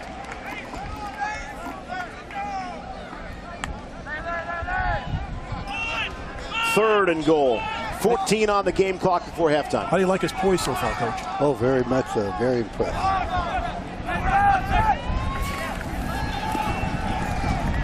Feels some pressure. Won't be able to bring him down. Gonna run for it. Gonna get there. Touchdown. Make it 5 throwing touchdowns and 1 rushing touchdown for Brandon Doughty. Again, I talked about his efficiency and his ability in the pocket to move around and make plays with his feet. There he does an outstanding job. He feels the pressure of the rush, gets away from it, gets to the outside, makes a good decision here, keeps it, takes it in for the score.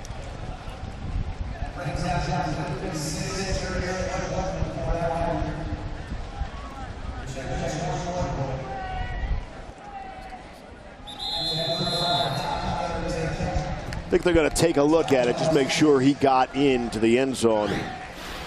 Hey, Dan Enos. The field as the runner was able to get the ball across the goal line, playing for his knee down. This play is now being looked at. So while they look at it, Dan Enos, you're not going to tell him anything he doesn't know about Brandon Doughty. He recruited him at a high school, so he liked him, knows plenty about him, said he's shown great improvement, never puts his team in a bad spot, tough, takes shots, hangs in there. So again, he's not surprised with how well Doughty's playing. He might be surprised with what Doughty's doing to his defense, though. Yeah, I think so. With their defense, they've relied on their defense all year long. But let's take another look and see if he got in there or his knee was down. From that angle, it's close to tell.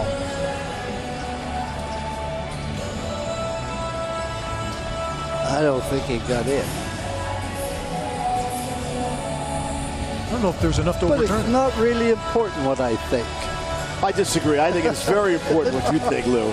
Always. Oh, yeah, now you say that. I always agree with you. No, I'd like to agree with you, Mark, but then we'd both be wrong. And that's never a healthy situation. Can't believe you guys actually shared a room here at the Bahamas. That was great. 2 double beds. No, you guys but shared wait, a room. no, we shared a hotel. Oh, good. Different wings. Had to separate you guys. 6 seconds left. We are under official review. Call on the field is yet another touchdown. See, if he would have went in standing up, we wouldn't have had to review this. After further review, it is not a touchdown. The runner's knee was down with the ball only advanced to the half-yard line. Ball will be placed there. Will it be 4th and goal? With the game clock operator, please put 008 seconds on the game clock. As I told you, he didn't get in. They've got the same angles that we're looking at and the same replays that we're looking at. Did it look like you that could Western be overturned? Kentucky is going to take their 3rd and final timeout of the half. It will be a 30-second timeout. He was not in. I said he wasn't in. But look, here are the replays and the angles. They've got the same replays and the same angles that we have. How can you tell? Watch his left knee, Mark. Right there. Okay. Okay, and look where the ball is. Where can you tell where the ball Well, is? he isn't over yet. You see him coming down. Look, his knee's down, and then you see him coming here. Where's the ball? Where's the ball? He's looking right at it. He's looking right at it. He says it's a touchdown. He's looking right at it. That's his job. Be quiet. Don't try to explain something to an offensive lineman when it has to do with the ball. You circled the official, look not the ball. down, Mark. Yeah, because he's standing there looking at the play. That's his call. The guy is down. Hey, it is, because now you see him coming in here, and the knee was down. There wasn't any doubt about it. He's going to go for it on 4th down. He's out of his field goal range. He said the guy doesn't have a lot of distance. At the 6-inch line. He's got the wind behind. All right, 4th and goal. 8 seconds left in the half. Run or throw. I bet you they run it. He's got Leon Allen behind him. They do hand it off to Allen, and he crashes through. And this time there is no mistaking it. Touchdown, Western Kentucky. Allen's 16th touchdown of the season, 13th on the ground. Terrific job by Allen of making sure he gets it into the end zone on the second effort. Good search by the offensive line. Great leverage by the guys up front. See Doughty smiling through the face mask. Why wouldn't he be, right? They're having a ball. They're having a blast. That's fun. You're in a bowl game, doing a terrific job, scoring a lot of points. That's what they do. It's 80 degrees. And they would never want to leave except that it's Christmas Eve.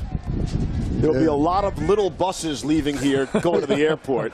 Well, both teams are flying the charter back to be over for Christmas Eve. But that was one of the neat behind-the-scenes stories. You know, they're usually big team buses. They couldn't find big enough buses. So it'll be a lot of little team buses. Look how efficient they've been offensively. 6 drives, 6 touchdowns, huge plays, explosion plays like that. And on third down, you can't ask for anything more than your offense. That's super efficiency. That's not making mistakes, protecting the football, and taking it in the end zone. 42-14 in the first half. Who would have thought it?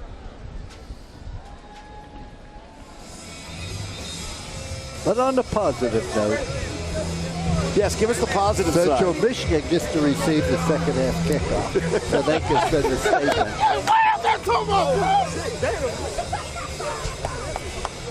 Well, the coaching staff needs to make a lot of halftime adjustments, particularly on the defensive side of the ball. Well, the one thing, you got to get out of that man coverage. You just can't stay with the receivers, and you don't play the ball well enough to play that much man coverage. Yeah, how would you like to be Joe Tumpkin right now? Chippewa's defensive coordinator. A lot of pride on that defense. Yep. Cold in that room. All right, it's on a tee. And this should run out the clock on the first half. On about 10 or 12 bounces, Courtney Williams was a touchdown catch in the game. He stopped at the 20, and that will do it. That is the end of the first half. Halftime at the inaugural Popeyes Bahamas Bowl. We send it down to Laura Rutledge. Thanks, Steve. Coach, 6 drives, 6 touchdowns, 5 touchdown passes from Brandon Doughty. Why has he been so successful so far? Well, he's in the groove right now. He's playing outstanding. I think our whole team is playing outstanding on offense. We were confident. We play together. We really don't care who gets the credit or gets the ball, and that's really when you have an unselfish team, you have success. So happy with their performance, but we got 30 minutes left. You know Central Michigan wants to control the clock, but your defense able to limit them consistently. What else do you need to see out of your defense? Well, I'd like to see a lot more, to be honest with you. I'd like to get off the field on third down. We're not doing that. We have created a few stops, which is important. Really what I want to see is 30 minutes left. We want to finish the season on a positive note, and that's playing hard, playing together, and getting better. So I'd like to see improvement on our defense. All right, thanks, Coach. Steve, still intense, even in the Bahamas. Thank you, Laura. Jeff Brom, a native Kentuckian, certainly enjoyed that first half. Set to go to Chris Connor and Trevor Maddich for the halftime report.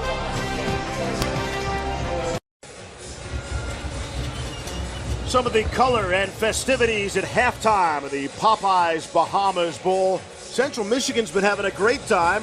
Then they kicked off the game. And it's been all WKU since. We welcome you back to ESPN's coverage of Capital One Bowl Mania of the 2014 Popeyes Bahamas Bowl. And again, happy holidays from all of us at ESPN. One day a year I get to emulate my idol, the guy I grew up watching, Reese Davis.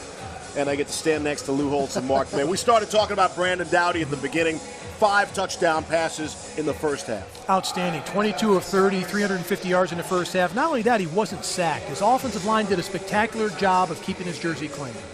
But I tell you, Western Kentucky is more than just Brandon Doughty. Their defense playing well, their offense playing well. They're just a better football team. And yesterday, the Mid-American Conference champion lost to Marshall by 29 points.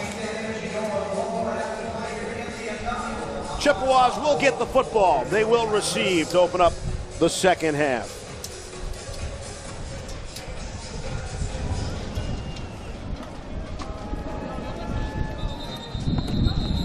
And touch it back. Start out at the 25. Down to Laura Rutledge. What'd you find out, Laura? Well, Steve, I spoke with Central Michigan head coach Dan Enos, and he said, look, I know I'm stating the obvious. We've got to get some stops defensively and make some plays on the ball. He also said he's not surprised by Brandon Doughty. He knew he'd be good. And for Enos, a bright spot is his quarterback, Cooper Rush. He thinks Cooper's played well so far, guys. All right, we'll watch for that. And they need a whole lot more of Cooper Rush in this second half. If you're Central Michigan, you don't not only have to score, Coach, you have to score in a hurry and in bunches and take some chances here, because you know one thing, Western Kentucky's offense, they're not going to take their foot off the pedal. No, they really aren't, but they're putting tremendous pressure. But, you know, I've been behind at halftime sometimes by a pretty good amount. And what you say to your football team, hey, man, here's what we have to do. We're averaging 30 points a game, so we should be able to score 15 on offense. let's score 1 on defense, let's score 1 in special team, and the defense, you shut them out, all of a sudden we're back in the ball game. You make it so that, gee, that doesn't seem that difficult, just 1 on defense, score 1 on special team. Yeah, we get that done, but more importantly, they got to restore some pride when they leave here. And they're already going the wrong way, loss of 5. And now it's going to bring up a 3rd down and 15. We take a look at our first half stats brought to you by Popeyes. The numbers sort of jump out at you as you would anticipate on the WKU side. Outstanding job of operating this offense. No mistakes offensively. Didn't turn it over. Not only that, I just love the way their offensive line's done a good job of protecting their quarterback, but not only that, the way he's operated in the pocket when he was under pressure. 6 out of 7 on 3rd down. That is impressive. Here's a big 3rd down conversion opportunity. This one for Central Michigan, though. On 3rd and 15 from the 20. Rush is taken down. A couple of flags on the play. Derek Overstreet brought him down. The only true freshman on the 2 deep. Well, you know it's bad when you get flagged for holding. Still sack the quarterback. Number 75 of the offense. Penalties decline. Result of the play is 4th down. For Western Kentucky, they're coming out fired up. They can throw their ears back, pin their ears back, and go after the quarterback, throw caution to the wind. They do a great job of beating their offensive linemen one-on-one, getting to the quarterback.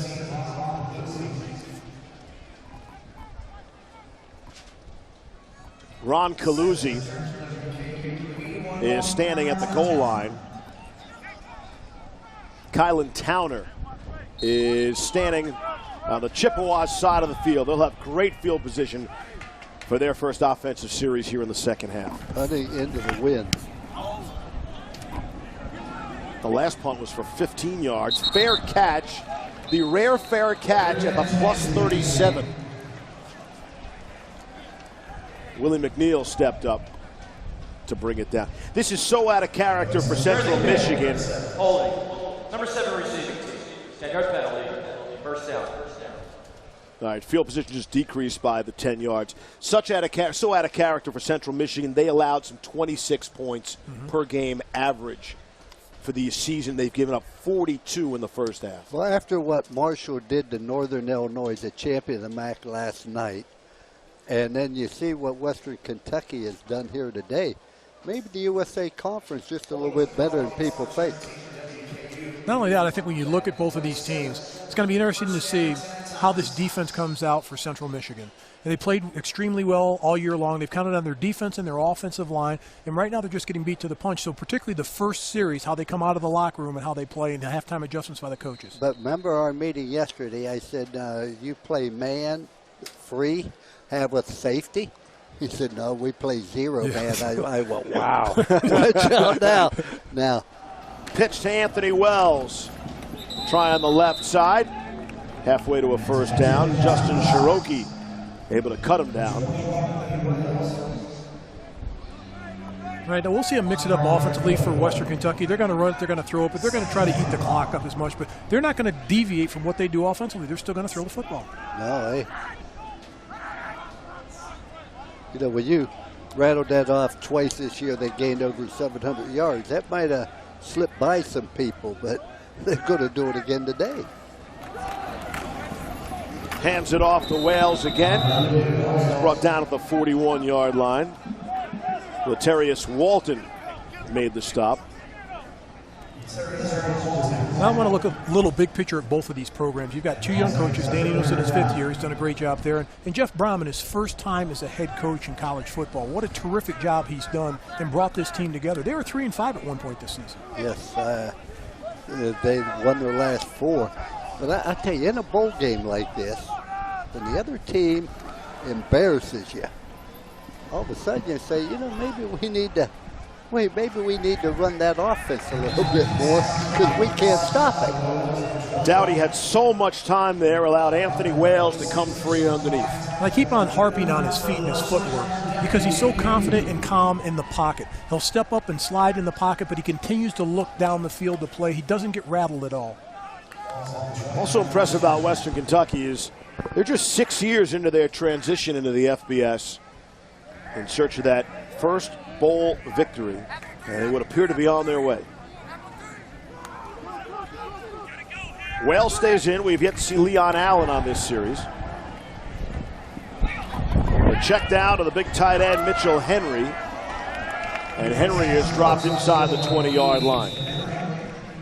But in all honesty, you got to be impressed with Doherty. But however, I mean, he's like the Maytag repairman back there. I mean, nobody's around him.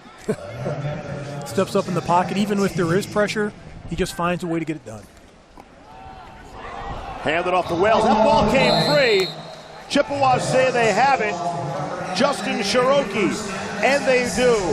A spark for Central Michigan here. It's an opportunity for Central Michigan to take advantage of this. Hopefully a momentum swing for them.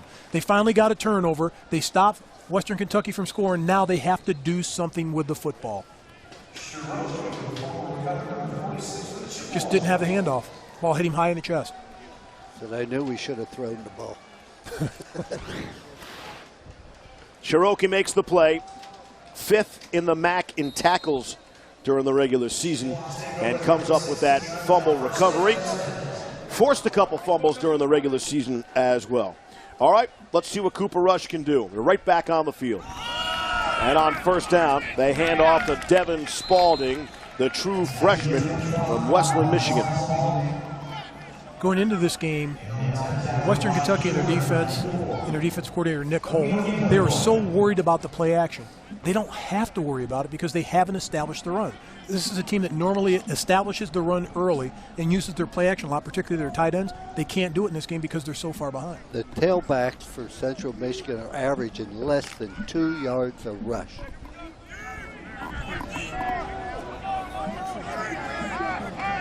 Second and 10. Rush able to step up and complete. Very close to the first down. Anthony Rice, his first catch of the day. And that's a big play for the offense. Now you've got an opportunity to move the chains. Great job. Keep it going, Central Michigan. Lou, how do you handle that? You're Dan Enos at halftime.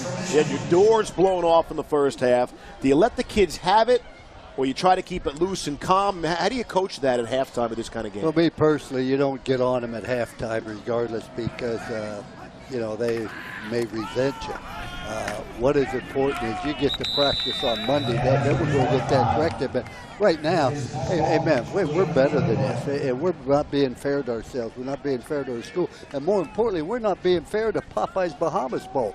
We make a commitment to come here. We make a commitment to come and play our very best and be totally focused. And we weren't the first half. And doggone it, that's unacceptable. You're not chewing them out, but you're putting facts. I felt we went to a bowl.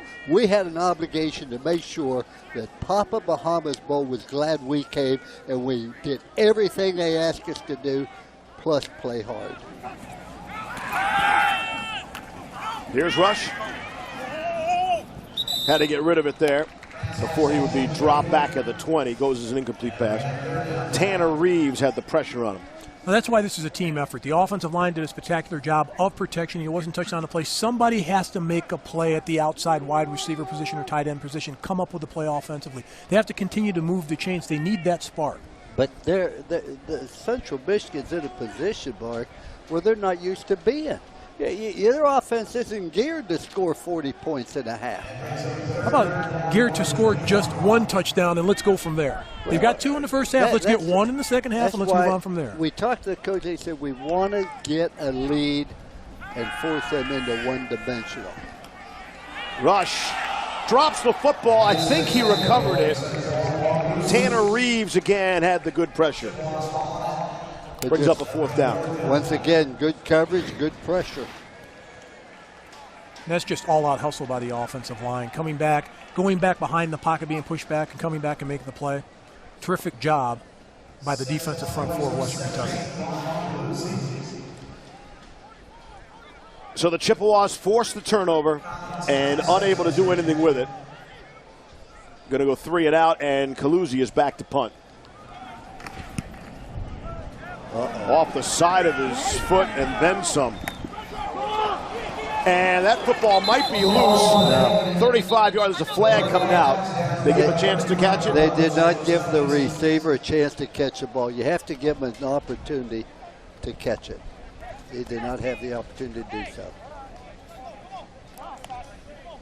Hey, I don't know why we have officials. They could call from up here. It'd be hard for you to throw the flag Catch over interference. here. Number 16, the kicking team.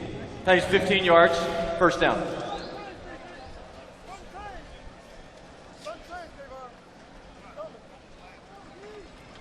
Coach, you called it into the wind all the way up here? Yeah, I mean, that's a strong win, but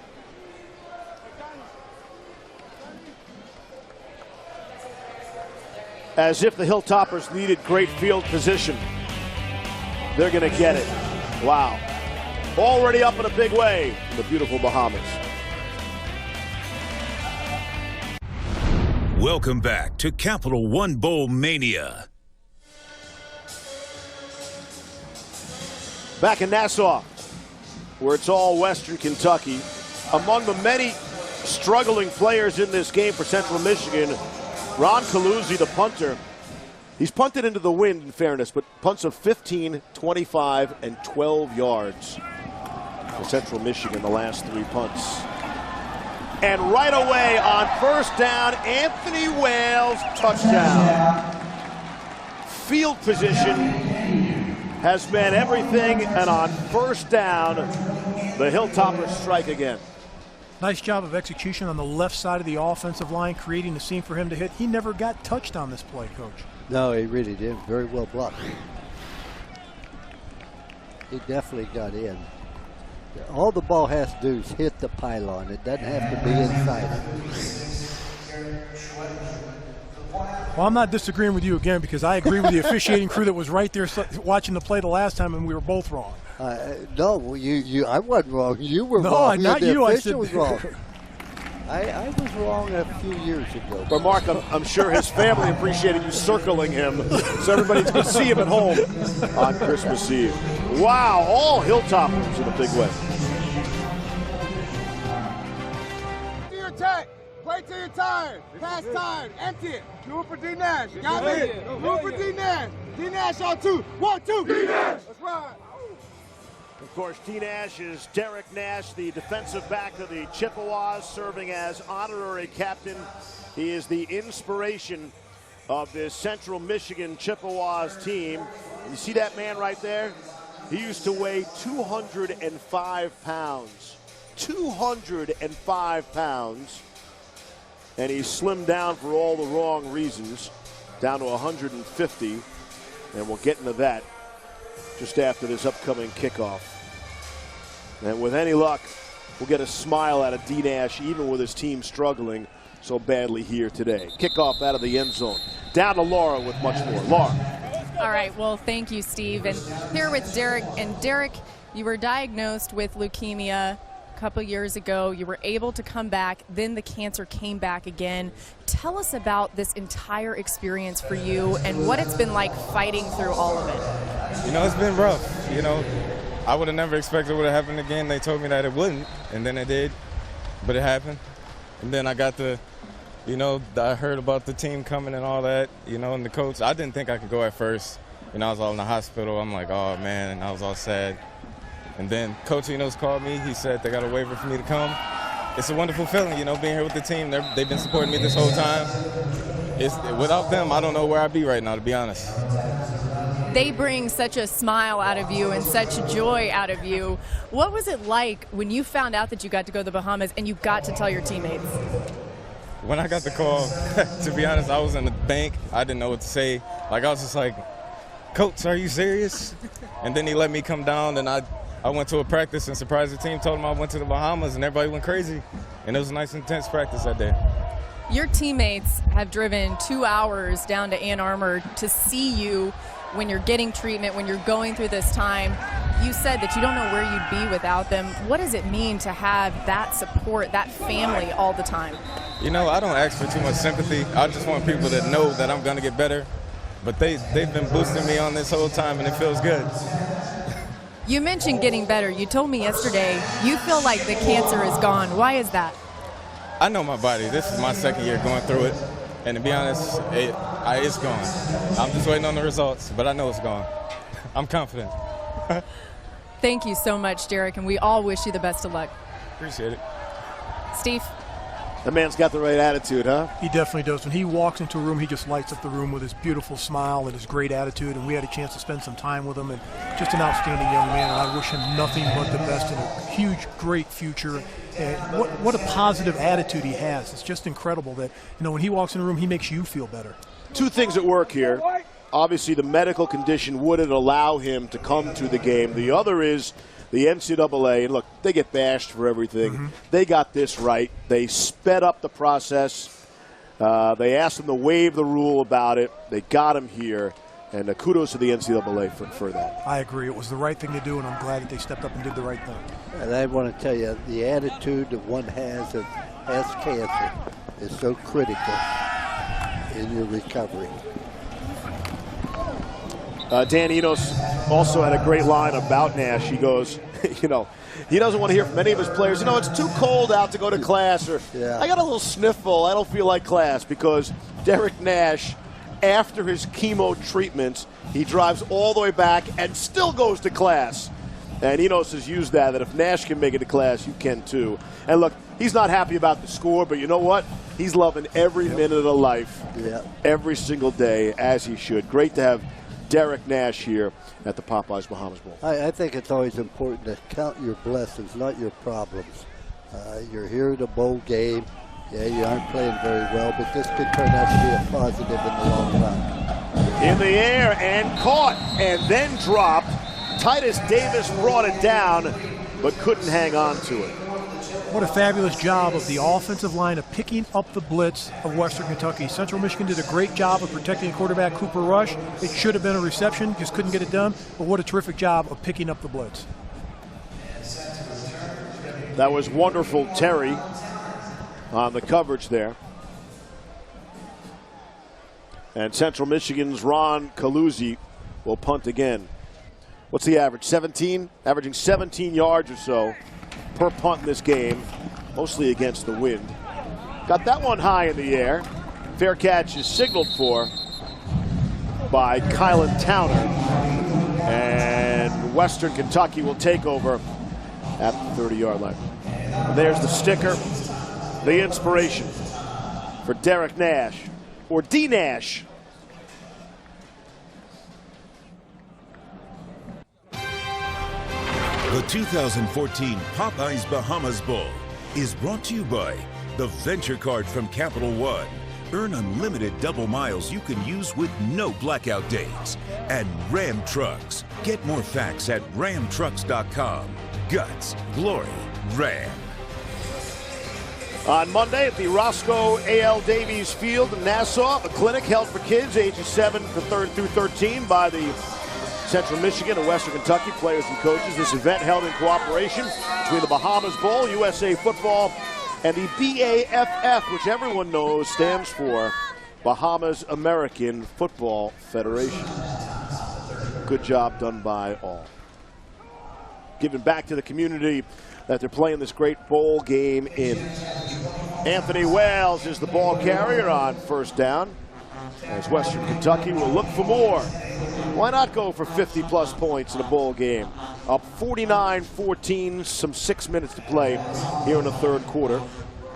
Brandon Doughty has thrown 5 touchdown passes. Had a rushing touchdown, wiped out. No, it wasn't a rushing touchdown. Wiped out. That was going to get you going. The correct call made on the field. Darren Dangerfield on the receiving end of that Doughty throw. Some players come together on the sideline. A little chippy.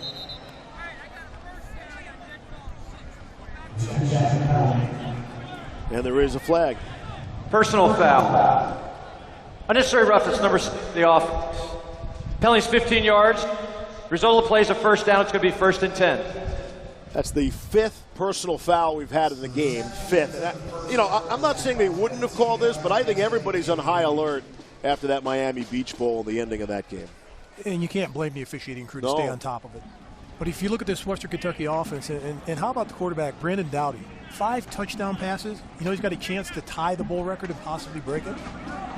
Well, if they throw the ball. Well, they will. Look at this. 6 is the record, Coach. He can tie these guys with one more. He can surpass them. And offensive coordinator Tyson Helton's up in the press box. You probably just saw that graphic. Look at this. Here's Wales. Takes a helmet down to the 41-yard line. Tony and East. But Anthony Wales rips off a gain at 29. A great run by Wales. But I still think, look at this. This is an impressive list of quarterback. And for him to tie that or possibly break that, you know, we've talked about his numbers the entire game long. Spectacular. Out of this world. I think he's going to have that opportunity to go ahead and break that record today. Lou mentioned it earlier, an FBS record 8 touchdown passes in a road game. That over previously undefeated Marshall in the regular season finale. But he's stuck on 5 right now. He's stuck on 5. Here's Dowdy. Little pump fake, trying to freeze the defender. And instead, the short game to Jared Dangerfield. I was asking the WKU people, please tell me Dangerfield's nickname is Rodney. It's not Rodney. I really was hoping, how could it not be Rodney? Or at least his nickname. His nickname is Danger. Danger? I guess. But Dangerfield, I'm going Rodney. You think he even knows who Rodney is? These are kids, right? No respect. Yeah. Take my wife, please. Oh, wait, that wasn't Rodney Davis. Anthony Wales is the backfield. Looked like somebody jumped. Pass is completed. Okay, you've got to be impressed with Doherty's accuracy. I've never seen anybody any more. Offside. That number 2 with the defense. His penalties decline. The result of the play is a first down. Blake Serpa jumped. Tim Gorski on the receiving end. Bryce Petty leads the explosive Bears offense against Connor Cook and the Spartans in the Goodyear Cotton Bowl Classic. Number 8 Michigan State takes on number 5 Baylor. That's New Year's Day, 12:30 Eastern on ESPN, part of the New Year's 6. Looking forward to that one. It's going to be a really competitive game. That should be fun.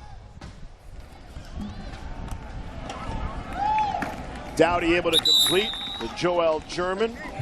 24th play. The previous play was the 24th play they've had on offense, the Hilltoppers, of 10 yards or more. Coach, it just seems so easy for Brandon Dowdy. Stands in the pocket. There's no pressure. He can throw it to his tight ends, his wide receivers, dump it off to his back. There's no pressure. When you've got no pressure as a quarterback, it's easy. No, the equipment man's got to be delighted because he isn't even going to have to wash his jersey. I mean, he doesn't have a stain on it. Hey, 2nd and 1. They got to go end zone here, right? 2nd and 1. It's perfect. The spot on the field. Take a shot. Oh, he fumbles the snap. Dowdy fumbled the snap, and Anthony Wales was fortunate to recover. See, this sets up perfectly to throw it in the end zone. Right here, just focus on the ball. When you got an opportunity, just make sure you take the ball from the center, hand it off. But here's a better opportunity because it's 3rd and about 3, so now you got to throw it in the end zone.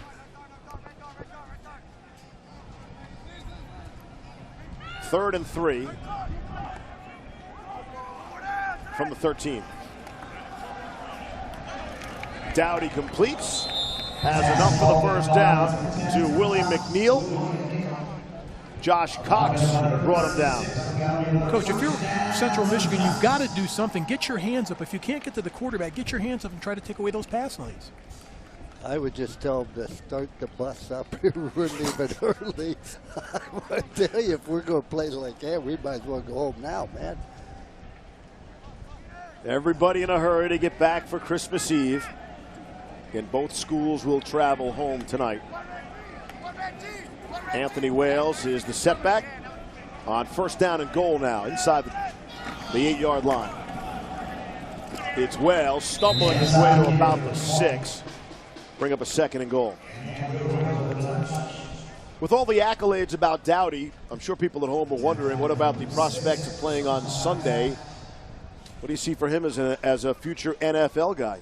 I think when you look at the NFL, I still think it's a quarterback-poor league. You've got your superstars, but then your backups, and then a lot of teams really don't have even a starter that they've got a lot of confidence in. I think this is a young player. He's got the size, 6'3".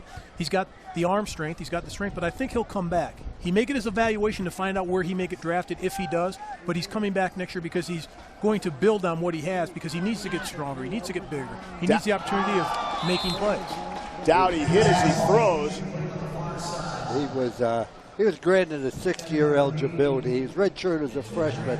Then when they forced him to play as a redshirt freshman, on the third play he played, he got injured his knee and was out for the year. That's why they granted him a 6th year. And I think for him, just having the opportunity of getting more snaps is going to help him down the road. He's going to get a lot of snaps. That's one thing about Western Kentucky. He's got the size they love in the NFL, right? 6'3", 210. Yep.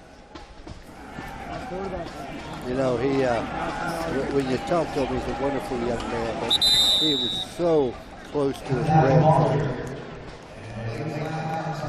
Chris Cantavelos brought him down. After the play was over, unsportsmanlike conduct, taunting.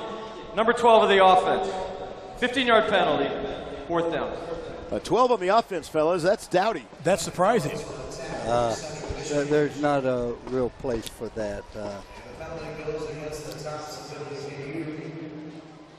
But you don't know what happened in the hotel and mouthing off before the game and everything else. There's a lot of things that go into a bowl game when the players interact.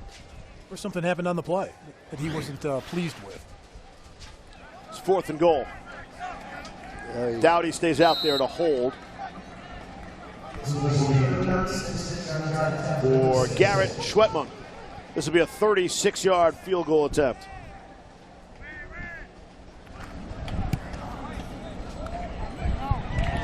And no good. One thing about this game, special teams have been a premium, whether it be field goals, kickoffs, returns.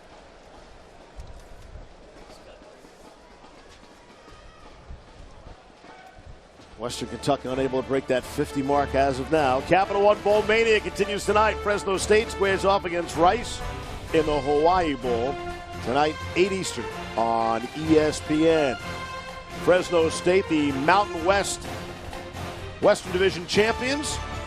Rice making their 3rd straight bowl appearance. Started the season 3-0. Should be a good one tonight. Hawaii Bowl is always a good time.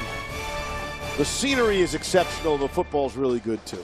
We did that bowl last year, and it's a wonderful bowl. Yeah, did a nice job. Oh, Hawaii last year, Bahamas this year. Boy, it's a hard life.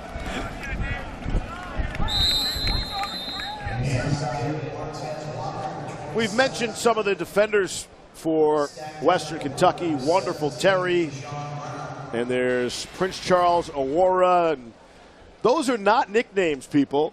Those are birth certificate names.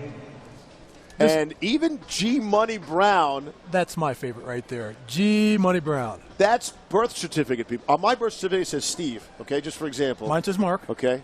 Lou? I don't have one. And each one has a story, but you expect them to be nicknames, and they're not. They're the real deal on the birth certificate. All right, Cooper Rush airing it out for Titus Davis. It falls incomplete. If you want to get formal, if you're actually checking the facts, might be Steven. Might be hurt. Get up and walk it off. Tough guys. There you go. Titus Davis came in 2nd in the NCAA among all active players in touchdown catches. He has really played very well. He hadn't had many chances to excel, but he has. With the play clock operator, please put 25 seconds on the play clock that started on my signal. Thank you. Titus Davis is a player that's going to play at the next level. He's going to get that opportunity. Todd McShay had him ranked late 3rd, possibly early 4th round draft pick. I was looking forward to him running back punts today. He ran one back against Chattanooga the opening game for 66 yards, got injured. Correction. There was a player from each team down, injured. In this scenario, 40 seconds should be on the play clock. Cam Thomas being helped off. Thomas has already accepted an invite to the East-West Shrine game. He's a big physical cornerback, big hitter, had a terrific season. Great against the run. Senior from Patterson, New Jersey. On 3rd down and 9, here's Martez Walker. And he's got 1st down yardage. It would have been great to see Titus run back a punt, but Western Kentucky had punted. And you can put that in the game plan all you want if you don't get the opportunity. Yeah. Now, Central Michigan, they could not have seen this coming, right? Not in their worst nightmare could they expect it to be in a 49-14 hole end of the third quarter. When you see your conference champion get thrashed by a team that lost to this team. Yeah, the MAC's been taking it on the chin. That is the end of the third last quarter. couple of days. Nassau, the Bahamas, and Atlantis, always a popular stop for the cruise ships. Moving on out.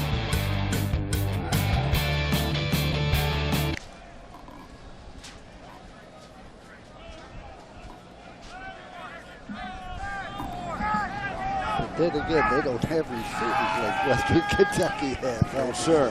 Here's Rush. He'll run with it and slide down just short of the 40-yard line. Nice job of the secondary of Western Kentucky doing a great job of covering the receivers of Central Michigan. I don't like it when a quarterback slides down. I think a guy like Tony Rice would run the ball 35 times a game, but then slide down. But the game's a little bit different today, Mark. Tony said you wouldn't let him slide down. Oh, no. You know, it's just, football is such a great game. It's a team sport. And that's the thing I love the most about it. It wasn't about being an individual. On 3rd and 5, Rush completes. Good for the first down, and maybe a yard or two after that. Jesse Kroll, who has a first down or a touchdown on 27 of 32 receptions on the season, gets the first down there. You'd like to leave this game with a good taste in your mouth for Central Michigan. Just move the ball, try to get it in the end zone, score some points, get a little momentum going in this game. This could be very positive for Central Michigan. After this play, I'll tell you the experience I had. Handoff is Walker, running right up the middle and still going before finally tripped up on a touchdown-saving tackle by Derek Overstreet. I'm at Notre Dame, and we go to a major bowl, the Cotton Bowl, first time in several years. We're hit 10-0. Next thing I know, we get beat 31-10. I had to get on the airplane next day, fly to Japan. Here's the amazing thing. In that locker room after the game, I had one player crying. That was Chris Zorich. He didn't even play the entire year. He's the only one. On that plane to Japan, I made up my mind I was going to come back, and doggone it, we weren't going to be embarrassed anymore. We're going to have players that cared about Notre Dame as much as he did. Next year we win the national championship. It all goes back to that game that we lost. Jackie Sherrill was the head coach there, and I revamped the staff. We did some things in that bowl game and violated our principles, and it turned out to be a very positive thing. Really set the tempo. Yeah, we got to a bowl game. That was great. The Cotton Bowl in that time, the only bowls we go to were the Orange, Sugar, Cotton, or Fiesta. That was great. But you know what? It wasn't good enough for Notre Dame in the long run, and we learned a lesson from that game, and the same thing can happen.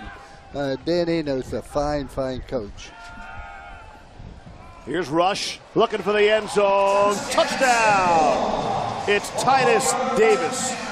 And if nothing else, the score will look a lot better in the box score tomorrow morning. I tell you, that counter Rush, you know, he's only a sophomore. He's got a good future.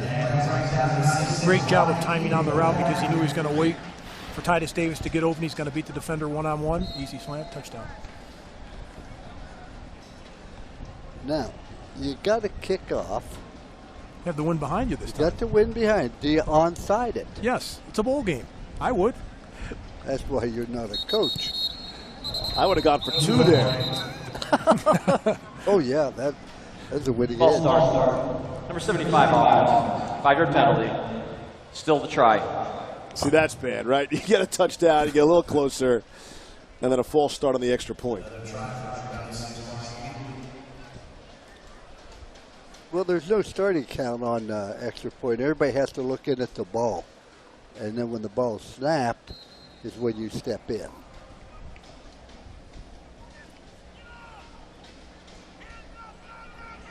Kickers are so precise. They mark off those steps.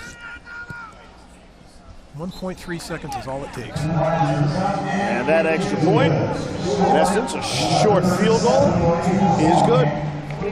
49-21, a little closer.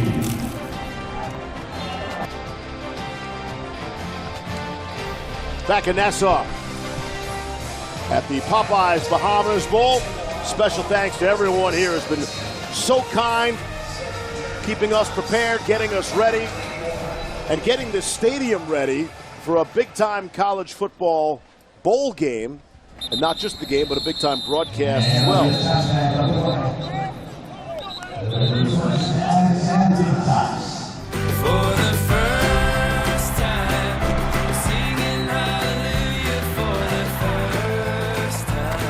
Four teams, four chances, but only one champion.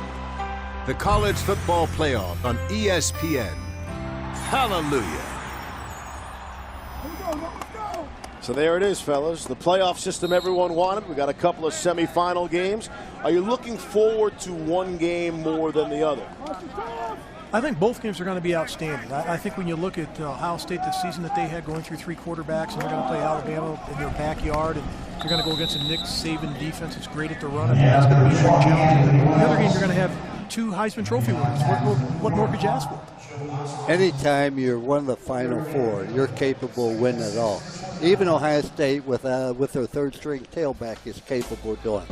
I think Alabama's probably the best football team. But that game right there, Marcus Mariota, Jameis Winston, he's got a lot of pride. He'll play very well in that game. And, of course, let's remember this. They haven't lost in 29 games. 29 games, that's almost 3 years. People have been hung up on the margin of victory, much smaller this year, but all they do is win every game. In the end of the season, you know, people don't say, well, you beat them by 4, you beat them by, you know what, you're undefeated. Right. That's the bottom line. Nah, not so fast. The alumni remind you, well, we didn't win big enough. I don't know why it is. The big knock on he didn't win the big one. Well, what I found out is the big games are when you don't win. If you win, it wasn't a big game. Right. But it's going to be a great game to see and to watch those two quarterbacks compete against each other. That is going to be fun. I'm anxious to see which team improves the most on defense. I think that's their Achilles heel for both of them. 3rd and 2, that pass batted down by Blake Serpa, the junior from Sugar Grove, Illinois, making the stop. Central Michigan needed a whole lot more of that this afternoon. Plays like that. Now, this punt will go about 20 yards if he hits it good. Look who's back receiving the punt, Coach. His first punt of the day. He's only returned one, and what the coach has said, if you want to make it in the NFL, you're going to probably have to do more than just be a receiver, be a return man as well. He's very elusive. Yeah, we should introduce the people to Joseph Acapenti. He's the punter from Western Kentucky, making his first appearance of the game. Got some pressure on him. Hung it up, but it is way short. And it drops about the 50-yard line. He boomed that. That was 17 yards. Into the wind.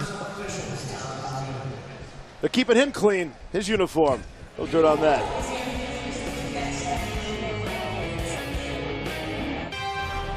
The 2014 Popeyes Bahamas Bowl is brought to you by Popeyes Louisiana Kitchen, proud sponsor of the inaugural Popeyes Bahamas Bowl, and Buick. Celebrate the holidays by experiencing the new Buick. With the Atlantis Aquarium serving as the backdrop, the kids just lined up to watch that, to walk through that area. Oh, not just the kids? No, you saw Lou. Lou was there. It is I tried fascinating. to fish. Yeah. Any luck? No. Maybe you're using the wrong bait. Martez Walker is the ball carrier. As we tick down under 10 minutes here in the fourth quarter. WKU up 49-21 over CMU, if you will.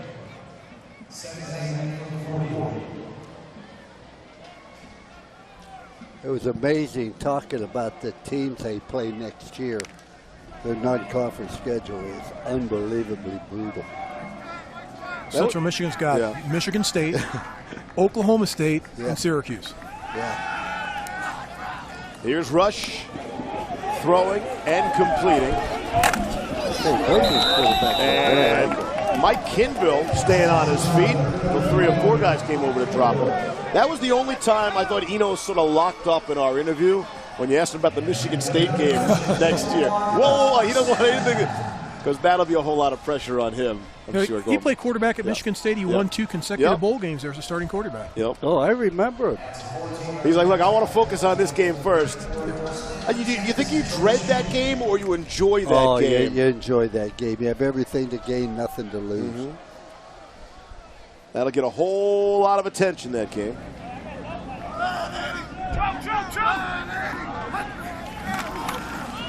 Here's Walker again. Walker bouncing off some people. Wow, he took a big pop. He was swung around and then belted by Dijon Brown. That was an excellent run because Western Michigan controlled the line of scrimmage, got penetration. Watch this. Look at it. They're up there in his backfield. Wow. He's small at 5'8", at 198. He can hide behind those big 300-pound linemen. Yeah, but he's tall enough. His feet reach the ground. If your feet don't reach the ground, you're too short. 8.5 to go in the 4th. Fresh set of downs after that fine run by Martez Walker. Off the play action. Here's Rush. Careful not to cross the line of scrimmage, and that pass falls incomplete. Capital One Bowl Mania continues Friday.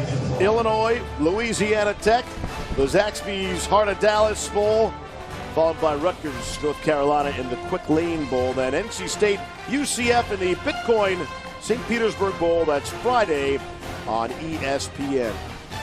Lou, if you need some help with tickets for the Zaxby's Heart of Dallas Bowl, I might be able to help. You all right? You'll be okay there? Oh, my family will be there. We go to support my son. I'm sure. Rush throwing. Has Titus Davis open. Did he get there? Reaching across. He did. Touchdown. Titus Davis, his 3rd receiving touchdown of the game. 4th passing touchdown for Cooper Rush. Maybe Cooper Rush will set the record with 5 touchdown passes. Or 6.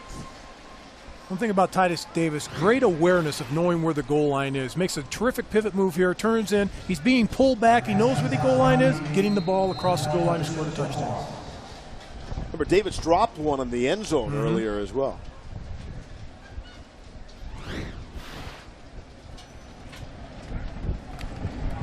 Evie on for the extra point. Made 34 of 36 point after touchdowns during the regular season. He's got that one too. Looks better on the scoreboard here in the 4th. Can I let you know in a few minutes? What was the halftime score? 35-7? Coming up, the trophy presentation and the ceremony immediately following our game over on ESPN3. The post-game trophy ceremony presented by Capital One. Beautiful trophy. Sparkling in the sun on the beach. Might just have to stick around a little longer here in Nassau. 8 minutes left on the clock. Should we expect the onside kick here, fellas? I don't think so. Why not? Down 3 scores. They do the math right? Yeah, three scores. And they kick it deep. Who was right? As usual, Dr. Lou.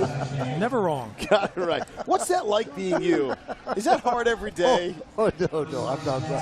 Hey, the guy on my right is correct more often than I am. He is smarter than I am also, I might add. For the record, Mark is sitting to his right. You can't see it at home, just so there's no confusion there. Lou meant Mark and clearly not me. All right, here we go. Another chance for Brandon Doughty to add to his eye-popping totals of the game. Doughty's 30 of 40 for 430 yards, 5 touchdowns, and no interceptions. I think you're going to see Coach Brom open it up again. He really shut it down in the 3rd quarter. Out of the gun on 1st down, handed off to Anthony Wales, spinning around people and very close to a 1st down. Again, I mentioned the 5 touchdown passes for Dowdy. Only 3 have thrown 6 scoring passes in a bowl game.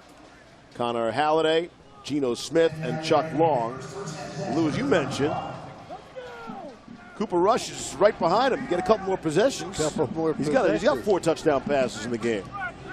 Here's Dowdy with 5. They gave him the first down there. Move the sticks. Brought down the high snap. And the handoff right back to the line of scrimmage. Yeah, he just, playing the clock out. He doesn't want to embarrass Central Michigan. Shows an awful lot of class, but, they're only down by 21.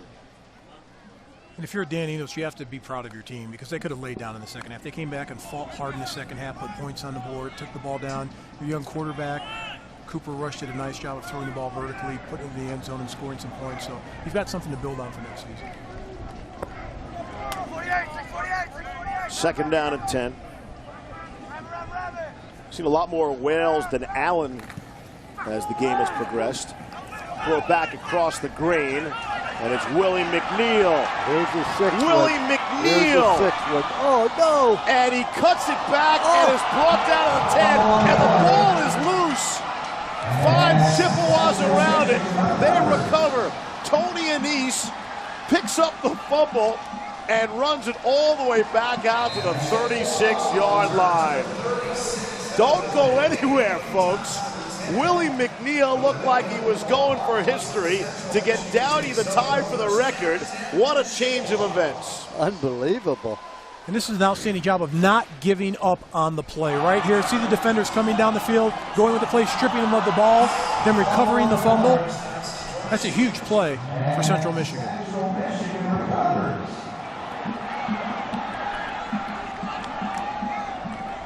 Not over yet. Lots of time. All right, quick change. You going big strike here on 1st down? No, we're just going to keep doing what we have been doing. Let's get a 1st down, and if we get enough of them, pretty soon we'll score a touchdown. If we get it one more, now we got the onside kick it. That was a 55-yard completion, 32 yards on the return, and a new quarterback has checked in. We showed you Cody Cater on the sideline earlier for Central Michigan, mostly because of the hair. You see him now because he's in the game at quarterback for Cooper Rush. The rolling on the field is the runner advanced, fumbled just short of the goal line. Ball stayed in play, in the field of play, recovered by the defense, and returned. This play is now under review. It was definitely fumbled before the end. Yeah, that looks like a clean play to me.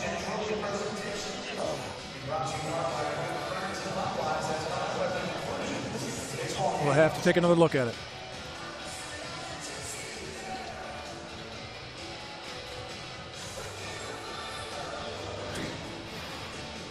Did he step out of bounds, Coach? No. Nope. Nope. He's in bounds. That's a clean strip. That's Joe Ostman making the strip for the Chippewas.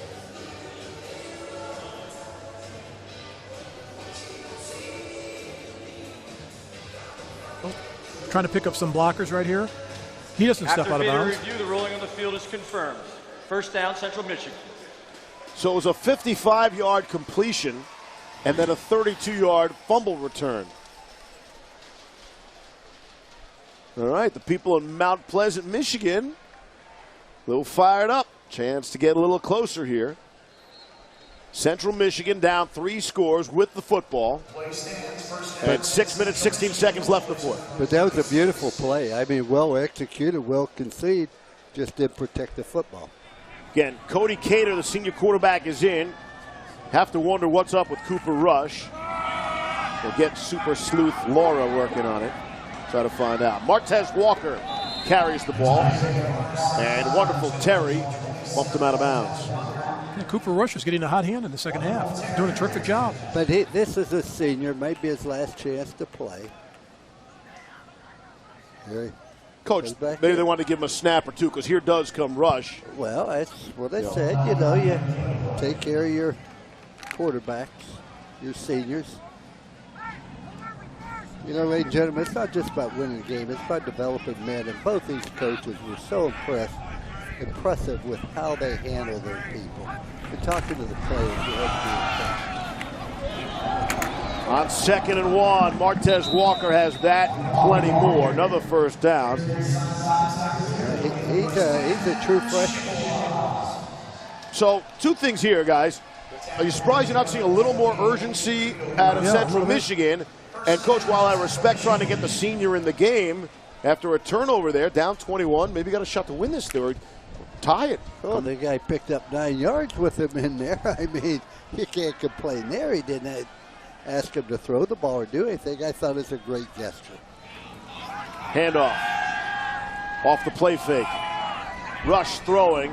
And too high. Too high for Titus Davis, who goes 6'2". Not tall enough to bring that down. Wonderful Terry was there on the coverage. In case you're curious, the biggest comeback in bowl history prior to this one. 31 points. 2006 Insight Bowl. Texas Tech over Minnesota. Minnesota, I remember that. That's the last game that the coach coached there, as a matter of fact. Again, they overcame a 31-point lead. The biggest lead today was 35. So let's hang around for the potential for some history. There's only 5 minutes, 10 seconds. They need a sense of urgency. Here's Rush taking his time. Now throwing on the run and completing. Anthony Rice out of bounds. Clock stopped for now with 5 minutes left. Coach, what do you call here? I think they get the first down first. Don't worry about throwing it deep down. Just get the first down. Come back out. Don't take your time. You've got to hurry it up. You've got to have that sense of urgency to throw the ball vertically. Get that first down first to get the extra down. Yeah, because, see, what they don't understand, when they stop the clock when you go out of bounds, but unless the last 2 minutes of the half, they start it immediately after everything else set. They've already lost about 25 seconds here. 3rd down and 5. Rush throwing, had a man wide open, and I mean wide. Courtney Williams out at the 9-yard line. And he was wide open. A great job of the offensive line, the blocking, of getting Cooper Rush time to throw the ball vertically. He had to wait for the ball to get there. If he can get that ball about a second earlier, he could have been gone. And again, the clock rolling, 4:20. 4:19, 4:18. Here is Cody Cater again, replacing Cooper Rush.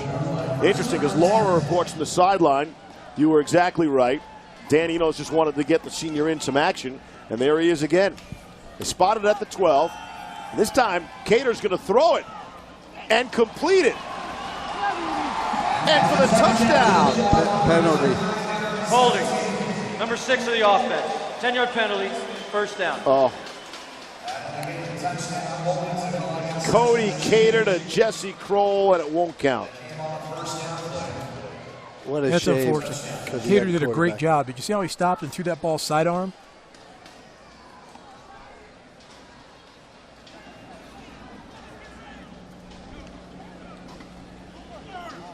You got to block him. You can't tackle him, Coach. No. Right here. That's not going to work. You would have thought he had the ball. Hey, the guy should be playing defense, without a doubt. That's Sailor Lavalley, who's played an awful lot in this football game. Rush comes back in. 1st and 20. Push it all the way back out to the 22. Pressure now. Rush throws and completes. Able to hit Mike Kinville, the tight end. But again, precious seconds will tick away. It's a good learning experience for Cooper Rush in this game. Even though they're behind, he's doing something. He's being challenged out there. He has to make plays, feeling the heat under pressure, but he's still making plays and hanging in there. I was very impressed with them. The problem is how they're going to replace so many of their seniors that they have. As I mentioned, they returned 20 starters from last year's football team. 3rd highest among any of the major schools. Davis in motion, top of your screen. See if Rush goes that way. It is caught. It's Courtney Williams for the touchdown. 10-yard touchdown.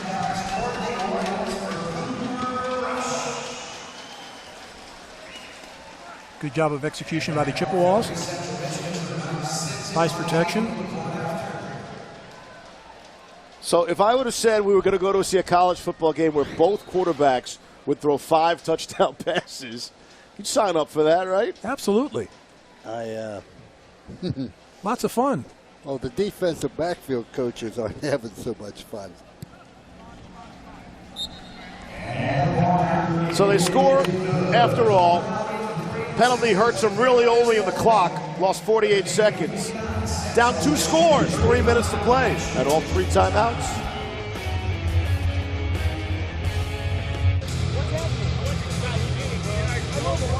Back in Nassau, the Bahamas. And a 2-score football game. Coach, we're going to go onside kick here, though, right? Onside it now. Now you have a chance to win the game. Now you don't care about field position. I agree, kick it off, give them the ball on their 25, but now you have a chance onside it. Ron Caluzzi. Yeah. Little pooch kick there. Did he touch that? Any chance he touched that ball? Is that ball a loose ball? Flags fly. I don't think he touched it. I think it went over his head. Doesn't matter whether it touched it or not. Yeah, it's a free live ball. It's a live ball. The question is, did the ball bounce out of bounds? Buckle up, people. Here we go.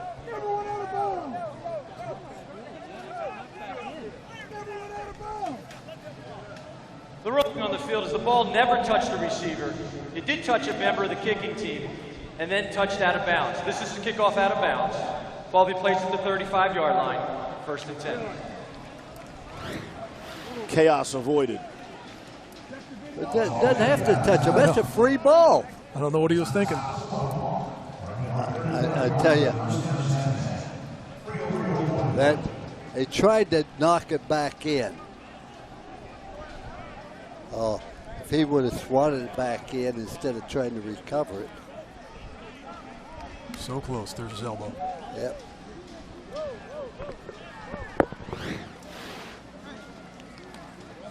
Look at that. You're down around the 10-yard line. That would have been something. One heck of a finish. 3 minutes to play here in the 4th. 49-35. Each quarterback has thrown 5 touchdown passes. Been a whole lot of scoring in Florida and points south, right? The Miami Beach Bowl, it was Memphis 55, BYU 48. The Boca Raton Bowl, Marshall 52, Northern Illinois 23. And here at the Bahamas Bowl, 49-35. What happens so many times, defensive coaches get too complicated in trying to stop everything, and the players get confused. They can't play natural football, and I see that happen over and over. They're trying to outsmart somebody, out-execute them. Tackle, get to the spot, play the ball, keep the quarterback in it, just fundamentals.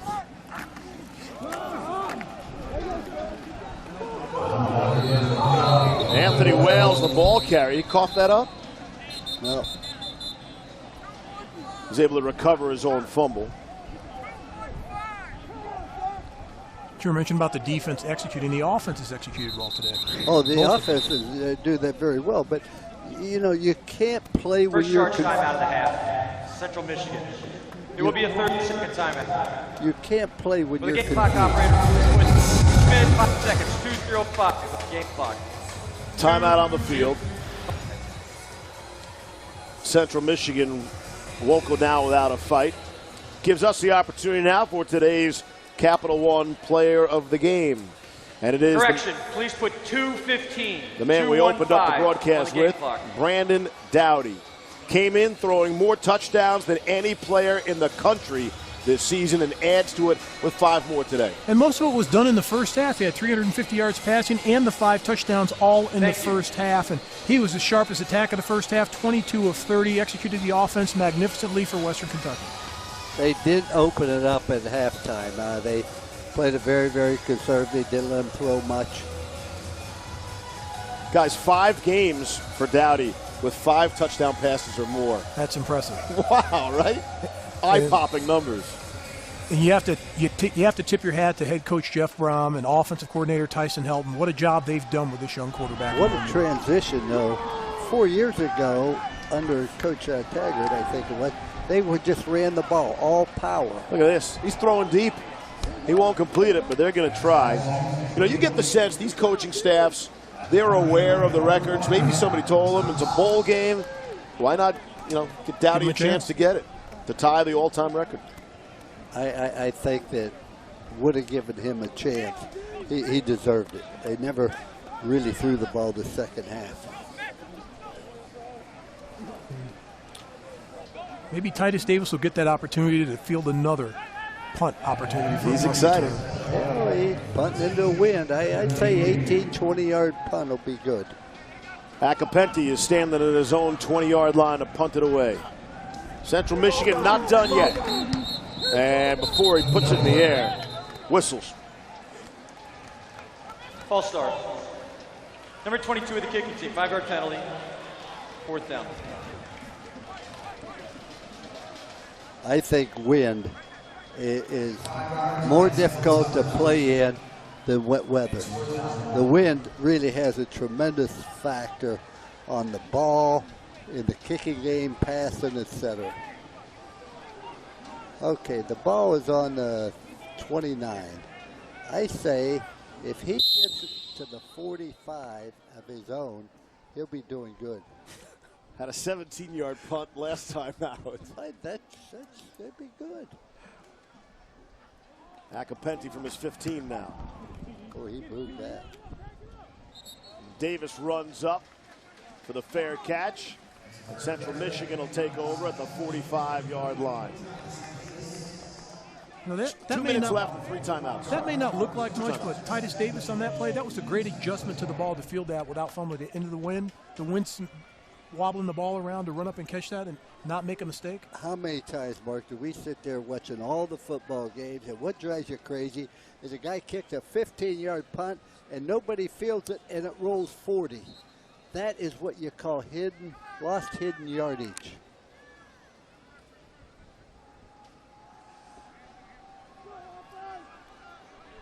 Again, 2 timeouts left for the Chippewas. Needing 2 scores. Rush steps up and throws complete for a 1st down. Dion Butler on the receiving end. Stops the clock momentarily. 1:41, now it rolls. How many yards has Cooper Rush thrown for? 368, Lou, off the top of my head. Uh-oh, here goes but he's looking for one. more. He airmailed it to Jesse Kroll, who brought it down. There was a mistake in that coverage, but what a great job by Cooper Rush of stepping up in the pocket and delivering the ball to his receiver. Gain of 35. Little more urgency now for Central Michigan. 1st and goal. Lots of time. Don't go anywhere, people. Here's Rush. And he's just throwing that one away. You're going to give the most valuable player to somebody threw 5 touchdown passes or somebody threw 6. Yeah, maybe do we jump the gun a little bit on No. On Dowdy getting the game. Dowdy is a great recipient and a worthy one. But I also tell you this, what a great performance by Cooper Rush. That was a great performance by him. It's like the auction, though, where it's a one-of-a-lifetime thing you're bidding on, and then they pull out 2 of them. Maybe we have a second award. Yeah. And if you match the bid, we have one more. Exactly. This never was seen before item. Oh, there are 2 of them. Here's Rush. Throwing. It's caught. Anthony Garland makes his presence felt. His first catch of the day is a touchdown. And we're in a 1-score football game. Raise your hand if you saw this coming, people. There's nothing worse than. Now, he was in the end zone, Mark. He wasn't down. See the difference between him and the quarterback? Gee, thanks for pointing that out to me. Nothing worse being on the sideline and the momentum's against you, and you can't change it. Anthony Garland, where you been? First time we mentioned you today, the senior from Ferndale, Michigan, and it's 49-42.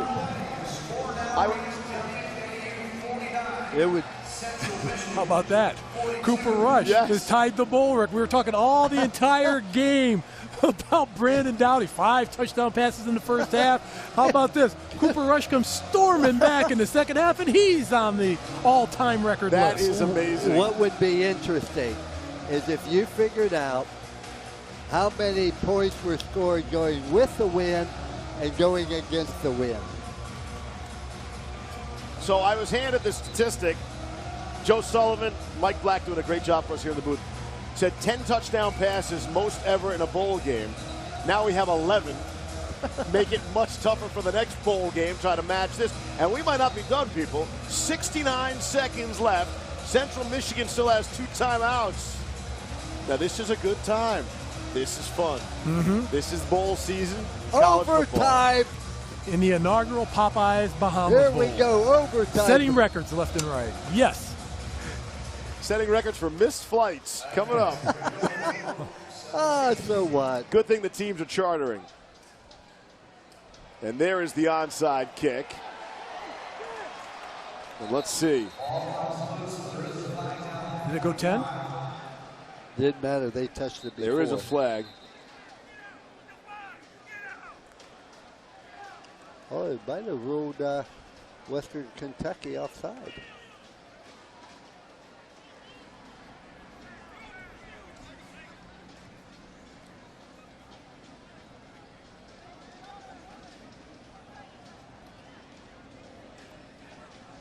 Those guys have had kind of a challenging afternoon. I tell you. There's no foul during the down. The flags were mistakenly used to show where the kickers had touched the kick. However, the receivers recover the ball beyond this spot. That's where the ball would be placed. 1st and 10, Western Kentucky. Solid explanation there. I tell you, I guarantee they talk to one another more than they have their families. They huddle up all the time. That's Sailor LaValle. Made contact with that football.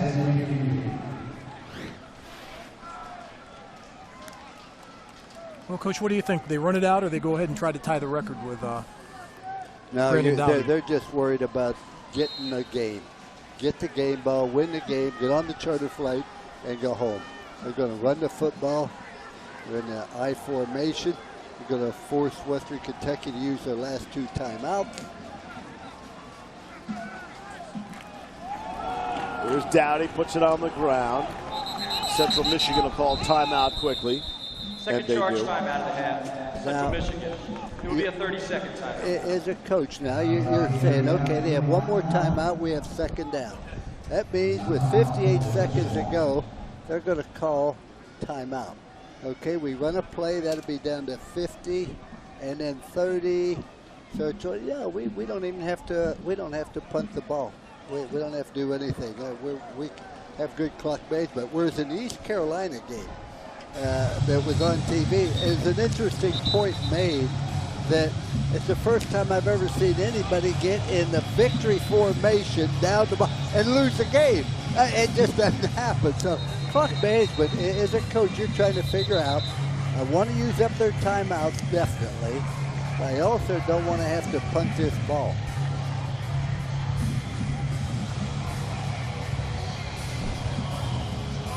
Well, it turned out well.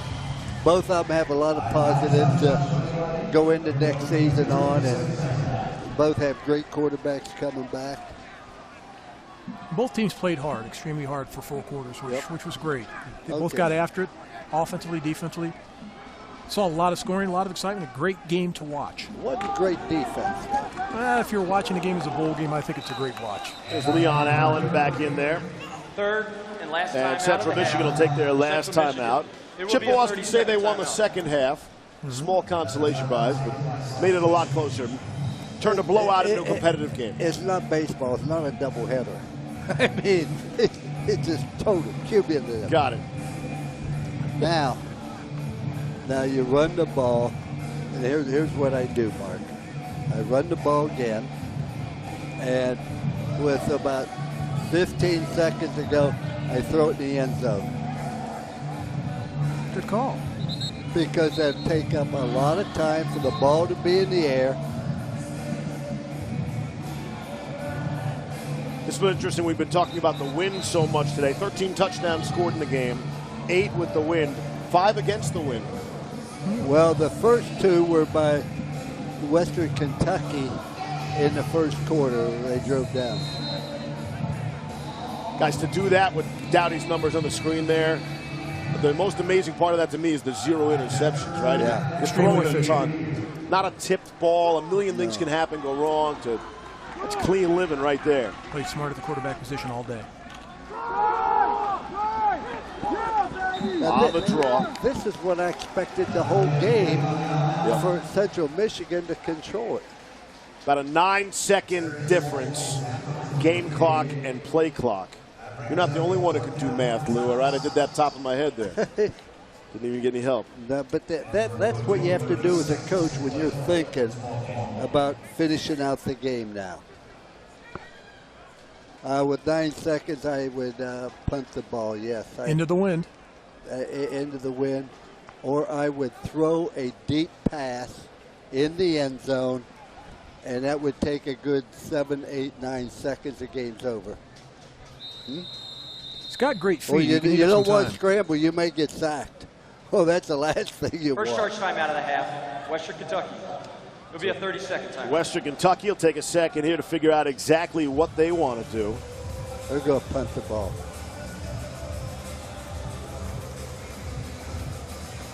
Well, one thing about it, everyone watching this game and us had an opportunity to see 2 quarterbacks play fantastic games that are also going to come back and play next season. Only going to get better. Mm-hmm. So both of them have some work to do on the defense. I thought the first half, Western Kentucky played very well on defense. Up there sharp on both sides of the ball. Yeah. But the only thing they were sloppy on either team were really special teams today, but I thought in the first half on both sides of the ball, they were extremely sharp. Very much so.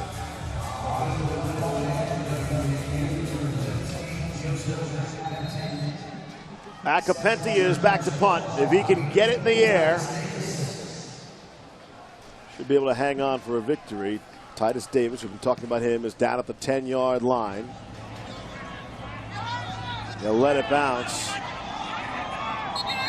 And it will get back for a touchback. There's 1 second left on the clock. Why wouldn't there be? Now, if they had thrown the ball in the end zone, it would have Legal used up 10 formation. seconds.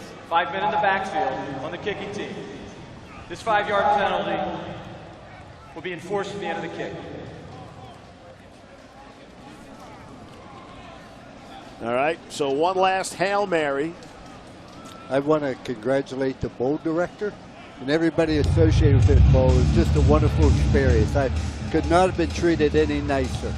I totally agree with you, and I want to wish everybody a happy holidays out there from our ESPN crew, our techs, our camera people, everybody that they don't see on television to have a happy holidays, because they did a terrific job here on Christmas Eve. This was a different kind of game for our crew, for our staff. But it was an entertaining game, and that's why, ladies and gentlemen, don't ever leave ESPN. Leave it turned on. At halftime, it looked like being run. We're trying to figure out what we're going to say to occupy the second, and lo and behold, a game breaks out. Little international competition. The first postseason FBS bowl game outside of North America between 2 American schools since the 1937 Bacardi Bowl. 5 days before I was born. Here we go. Last chance. What are you going to do? Cooper Rush will throw it in the air and look for a whole lot of help. Ball is caught. Oh, no! To the 15, it's lateral again. Is that still alive? That's Titus Davis. Can he turn the corner?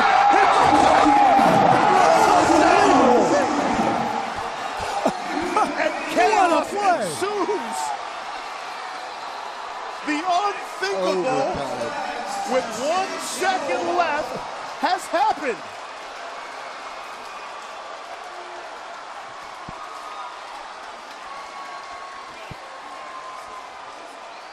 You know that thing about never leave? I'm telling you. Titus Davis is shaking up on the play. Now, I believe that's 7 touchdown passes.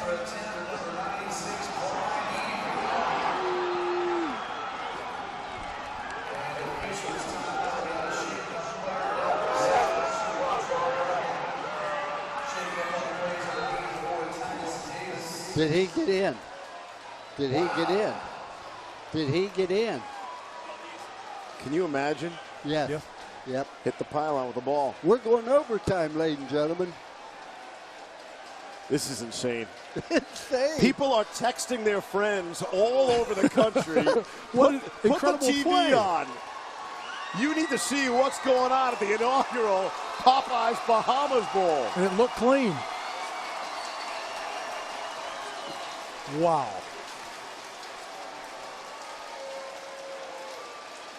Seven touchdown passes. That was a touchdown pass. Tyus Davis hit the pylon. The guy right there.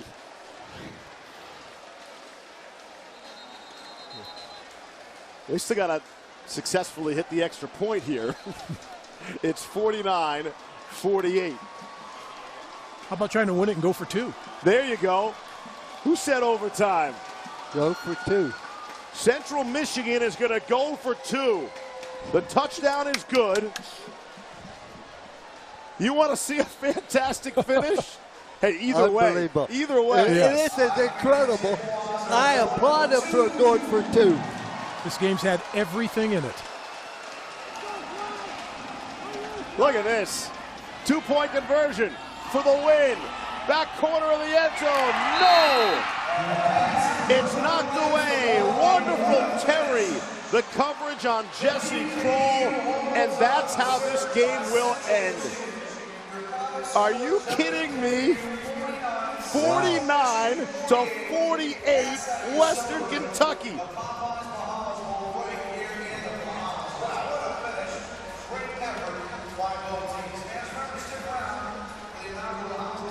This was a 42-14 game at halftime. No quitting the Chippewas. What a great comeback by Dan Enos' squad, but at the end of it, right here fighting for the football. They're letting them both fight for the football. Yep. Watch the Hill Choppers. Oh, I want to tell you. Oh, how Hill Choppers exciting going that crazy. is. And, you know, it's only fitting that Western Kentucky won after leading the whole game. How devastating it would have been to lose that football game. We saw 12 touchdown passes thrown. We saw a game that was 42-14 at halftime end up with a 49-48 final score. Be sure to catch the Popeyes Bahamas Bowl trophy ceremony. Yeah, don't miss that. Presented by Capital One, coming up next on ESPN3. Next on ESPN, it's the NFL Insiders. For all of us here in Nassau, thanks for watching. Merry Christmas, everybody, indeed.